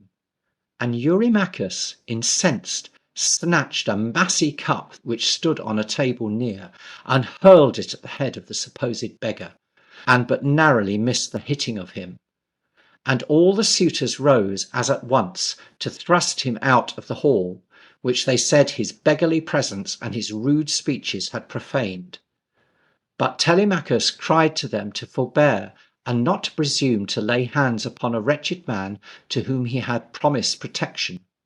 He asked if they were mad, to mix such abhorred uproar with his feasts. He bade them take their food and their wine, to sit up or go to bed at their free pleasures, so long as he should give license to that freedom. But why should they abuse his banquet, or let the words which a poor beggar spake have power to move their spleen so fiercely? They bit their lips, and frowned for anger to be checked so by a youth. Nevertheless, for that time they had the grace to abstain, either for shame, or that Minerva had infused into them a terror of Ulysses' son. So that day's feasts were concluded without bloodshed, and the suitors, tired with their sports, departed severally, each man to his apartment. Only Ulysses and Telemachus remained. And now Telemachus, by his father's direction, went and brought down into the hall armour and lances from the armoury. For Ulysses said, "On the morrow we shall have need of them. And moreover," he said, "if any one shall ask you why you have taken them down, say it is to clean them and scour them from the rust which they have gathered since the owner of this house went for Troy." And as Telemachus stood by the armour, the lights were all gone out, and it was pitch black, and the armour gave out glistening beams as of fire. And he said to his father, "The pillars of the house are on fire." And his father said, "It is the gods who sit above the stars and have power to make the night as light as the day." And he took it as a good omen. And Telemachus fell to cleaning and sharpening of the lances.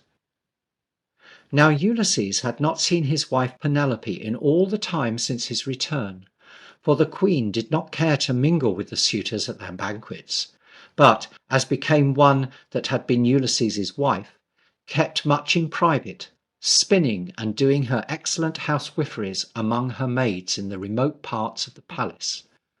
Only upon solemn days she would come down and show herself to the suitors. And Ulysses was filled with a longing desire to see his wife again, whom for 20 years he had not beheld, and he softly stole through the known passages of his beautiful house, till he came where the maids were lighting the queen through a stately gallery that led to the chamber where she slept. And when the maids saw Ulysses, they said, "It is the beggar who came to the court today, about whom all that uproar was stirred up in the hall. What does he here?" But Penelope gave commandment that he should be brought before her, for she said, "It may be that he has travelled and has heard something concerning Ulysses." Then was Ulysses right glad to hear himself named by his queen, to find himself in no wise forgotten, nor her great love towards him decayed in all that time that he had been away.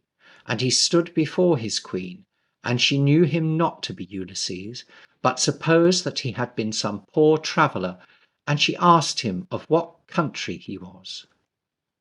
He told her, as he had before told Aeolus, that he was a Cretan born, and however poor and cast down he now seemed, no less a man than brother to Idomeneus, who was grandson to King Minos. And though he now wanted bread, he had once had it in his power to feast Ulysses. Then he feigned how Ulysses, sailing from Troy, was forced by stress of weather to put his fleet in at a port of Crete, where for 12 days he was his guest, and entertained by him with all befitting guest rites. And he described the very garments which Ulysses had on, by which Penelope knew he had seen her lord. In this manner Ulysses told his wife many tales of himself, at most but painting so near to the life, that the feeling of that which she took in at her ears became so strong that the kindly tears ran down her fair cheeks, while she thought upon her lord, dead as she thought him, and heavily mourned the loss of him whom she missed, whom she could not find, though in very deed he stood so near her. Ulysses was moved to see her weep, but he kept his own eyes dry as iron or horn in their lids, putting a bridle upon his strong passion, that it should not issue to sight. Then he told how he had lately been at the court of Thesprotia, and what he had learned concerning Ulysses there, in order as he had delivered to Eumaeus. And Penelope was wont to believe that there might be a possibility of Ulysses being alive, and she said, "I dreamed a dream this morning. Methought I had 20 household fowl, which did eat wheat steeped in water from my hand. And there came suddenly from the clouds a crooked-beaked hawk, who soused on them and killed them all, trussing their necks, then took his flight back up to the clouds. And in my dream methought that I wept and made great moan for my fowls, and for the destruction which the hawk had made. And my maids came about me to comfort me, and in the height of my griefs the hawk came back, and lighting upon the beam of my chamber, he said to me in a man's voice which sounded strangely even in my dream to hear a hawk to speak. Be of good cheer, he said, O daughter of Icarus, for this is no dream which thou hast seen, but that which shall happen to thee indeed. Those household fowl which thou lamentest so without reason are the suitors who devour thy substance, even as thou sawest the fowl eat from thy hand. And the hawk is thy husband, who is coming to give death to the suitors. And I awoke, and went to see to my fowls if they were alive, whom I found eating wheat from their troughs, all well and safe as before my dream. Then said Ulysses, this dream can endure no other interpretations than that which the hawk gave to it. Who is your lord, and who is coming quickly to effect all that his words told you? Your words, she said, my old guest, are so sweet that you would sit and please me with your speech. My ears would never let my eyes close their spheres for joy of your discourse. But none that is merely mortal can live without the death of sleep. So the gods who are without death themselves have ordained it, to keep the memory of our mortality in our minds, while we experience that as much as we live we die every day. In which consideration I will ascend my bed, which I have nightly watered with my tears since he that was the joy of it departed for that bad city. She so speaking because she could not bring her lips to name the name of Troy so much hated. So for that night they parted, Penelope to her bed, and Ulysses to his son, and to the armour and the lances in the hall, where they sat up all night cleaning and watching by the armour. End of chapter 9.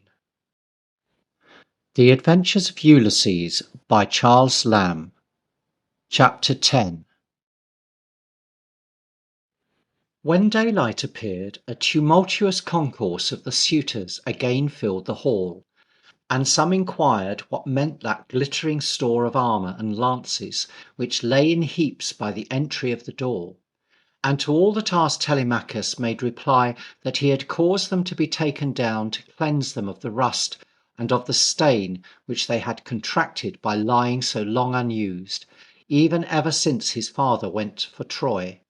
And with that answer their minds were easily satisfied. So to their feasting and vain rioting again they fell. Ulysses, by Telemachus's order, had a seat and a mess assigned him in the doorway, and he had his eye ever on the lances. And it moved gall in some of the great ones there present to have their feast still dulled with the society of that wretched beggar, as they deemed him, and they reviled and spurned at him with their feet. Only there was one, Philetius, who had something a better nature than the rest, that spake kindly to him, and had his age in respect. He, coming up to Ulysses, took him by the hand with a kind of fear, as if touched exceedingly with imagination of his great worth, and said thus to him, Hail, father, stranger! My brows have sweat to see the injuries which you have received, and my eyes have broke forth in tears, when I have only thought that, such being oftentimes the lot of worthiest men, to this plight Ulysses may be reduced, and that he may now wander from place to place as you do. For such who are compelled by need to range here and there, and have no firm home to fix their feet upon, God keeps them in this earth as under water. So are they kept down and depressed, and a dark thread is sometimes spun in the fates of kings. At this bare likening of the beggar to Ulysses, Minerva from heaven made the suitors for foolish joy to go mad, and roused them to such a laughter as would never stop. They laughed without power of ceasing, their eyes stood full of tears for violent joys. But fears and horrible misgivings succeeded, and one among them stood up and prophesied. "Ah, wretches," he said, "what madness from heaven has seized you, that you can laugh? See you not that your meat drops blood? At night, like the night of death, wraps you about. You shriek without knowing it. Your eyes thrust forth tears. The fixed walls and the beams that bear the whole house up fall blood. Ghosts choke up the entry. Full is the hall with apparitions of murdered men. Under your feet is hell. The sun falls from heaven, and it is midnight at noon." But like men whom the gods had infatuated to their destruction, they mocked at his fears. And Eurymachus said, "This man is surely mad. Conduct him forth into the marketplace. Set him in the light, for he dreams that 'tis night within the house." But Theoclymenus, for that was the prophet's name, whom Minerva had graced with a prophetic spirit, that he foreseeing might avoid the destruction which awaited them, answered and said, "Eurymachus, I will not require a guide of thee, for I have eyes and ears, the use of both my feet, and a sane mind within me, and with these I will go forth of the doors, because I know the imminent evils which await all you that stay, by reason of this poor guest who is a favourite with all the gods." So saying, he turned his back upon those inhospitable men, and went away home, and never returned to the palace. These words which he spoke were not unheard by Telemachus, who kept still his eyes upon his father, expecting fervently when he would give the sign which was to precede the slaughter of the suitors. They, dreaming of no such thing, fell sweetly to their dinner, as joying in the great store of banquet which was heaped in full tables about them. But there reigned not a bitterer banquet planet in all heaven than that which hung over them this day by secret destination of Minerva. There was a bow which Ulysses left when he went for Troy.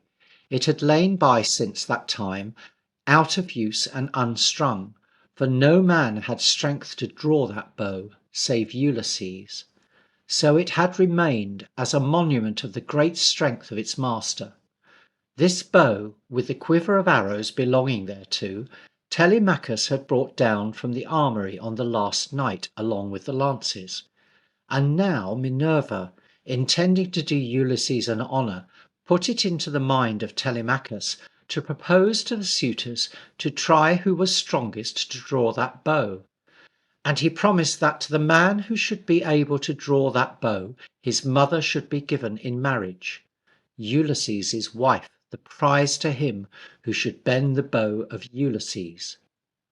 There was great strife and emulation stirred up among the suitors at those words of the Prince Telemachus. And to grace her son's words, and to confirm the promise which he had made, Penelope came and showed herself that day to the suitors.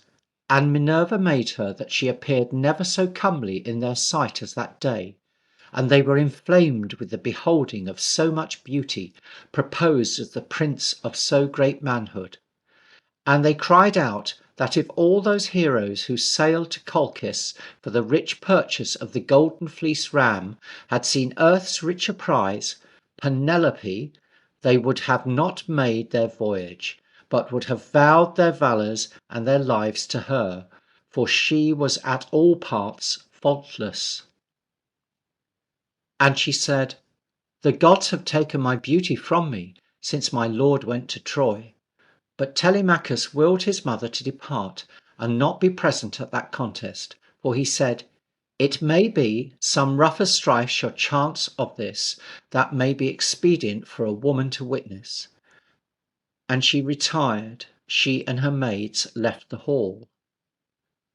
Then the bow was brought into the midst, and a mark was set up by Prince Telemachus. And Lord Antonius, as the chief among the suitors, had the first offer. And he took the bow, and fitting an arrow to the string, he strove to bend it, but not with all his might and main could he once draw together the ends of that tough bow. And when he found how vain a thing it was to endeavour to draw Ulysses' bow, he desisted, blushing for shame and for mere anger. Then Eurymachus adventured, but with no better success. But as it had torn the hands of Antonius, so did the bow tear and strain his hands, and marred his delicate fingers, yet could he not stir the string. Then called he to the attendants to bring fat and unctuous matter, which melting at the fire he dipped the bow therein, thinking to supple it and make it more pliable. But not with all the helps of arts could he succeed in making it move. After him Leiades, and Amphinomus, and Polybus, and Eurynomus, and Polyctorides essayed their strength, but not any one of them, or of the rest of those aspiring suitors, had any better luck. Yet not the meanest of them there, but thought himself well worthy of Ulysses' wife, though to shoot Ulysses' bow, the completest champion among them was by proof found too feeble. Then Ulysses prayed that he might have leave to try, and immediately a clamour was raised among the suitors because of his petition, and they scorned and swelled with rage at his presumption, and that a beggar should seek to contend in a game of such noble mastery. But Telemachus ordered that the bow should be given him, and that he should have leave to try, since they had failed. For, he said, the bow is mine to give or to withhold, and none durst gainsay the prince. Then Ulysses gave a sign to his son, and he commanded the doors of the hall to be made fast, and all wondered at his words, but none could define the cause. And Ulysses took the bow into his hands, and before he essayed to bend it, he surveyed it all parts, to see whether, by long lying by, it had contracted any stiffness which hindered the drawing. And as he was busied in the curious surveying of his bow, some of the suitors mocked him, and said, "Past doubt this man is a right cunning archer, and knows his craft well. See how he turns it over and over, and looks into it, as if he could see through the wood." And others said, "We wish someone would tell out gold into our laps, but for so long a time as he shall be in drawing of that string." But when he had spent some little time in making proof of the bow, and found it to be in good plight, like as a harper in tuning his harp draws out a string, with such ease or much more than Ulysses draw to the head the string of his own tough bow, and in letting of it go, it twanged with such a shrill noise as a swallow makes when it sings through the air, which so much amazed the suitors that their colours came and went, and the skies gave out a noise of thunder, which at heart cheered Ulysses, for he knew that now his long labours by the disposal of the fates drew to an end. Then fitted he an arrow to the bow, and drawing it to the head, he sent it right to the mark which the prince had set up.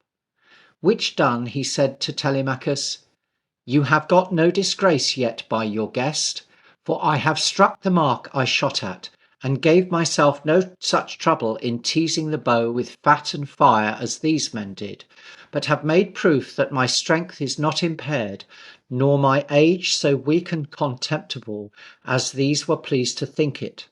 But come, the day going down calls us to supper, after which succeed poem and harp, and all delights which use to crown princely banquetings."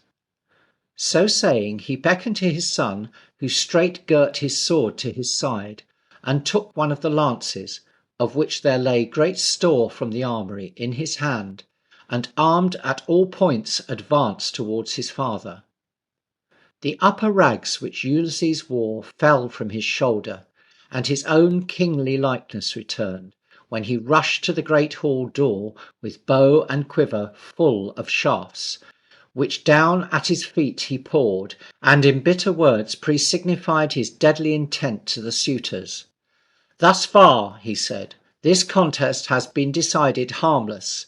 Now for us there rests another mark, harder to hit, but which my hands shall essay notwithstanding, if Phoebus, god of archers, be pleased to give me the mastery.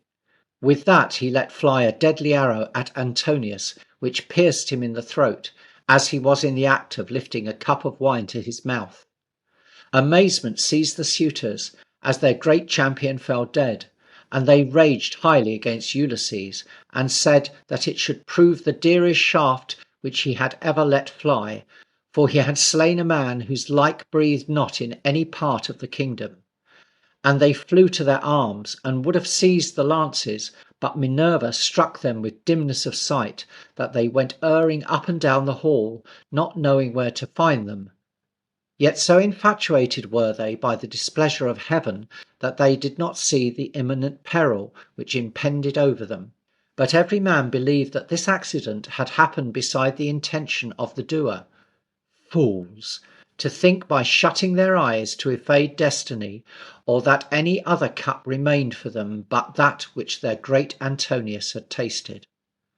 Then Ulysses revealed himself to all in that presence, and that he was the man whom they had held to be dead at Troy, whose palace they had usurped, whose wife in his lifetime they had sought to impious marriage, and for this reason destruction was come upon them. And he dealt his deadly arrows among them, and there was no avoiding him, nor escaping from his horrid person.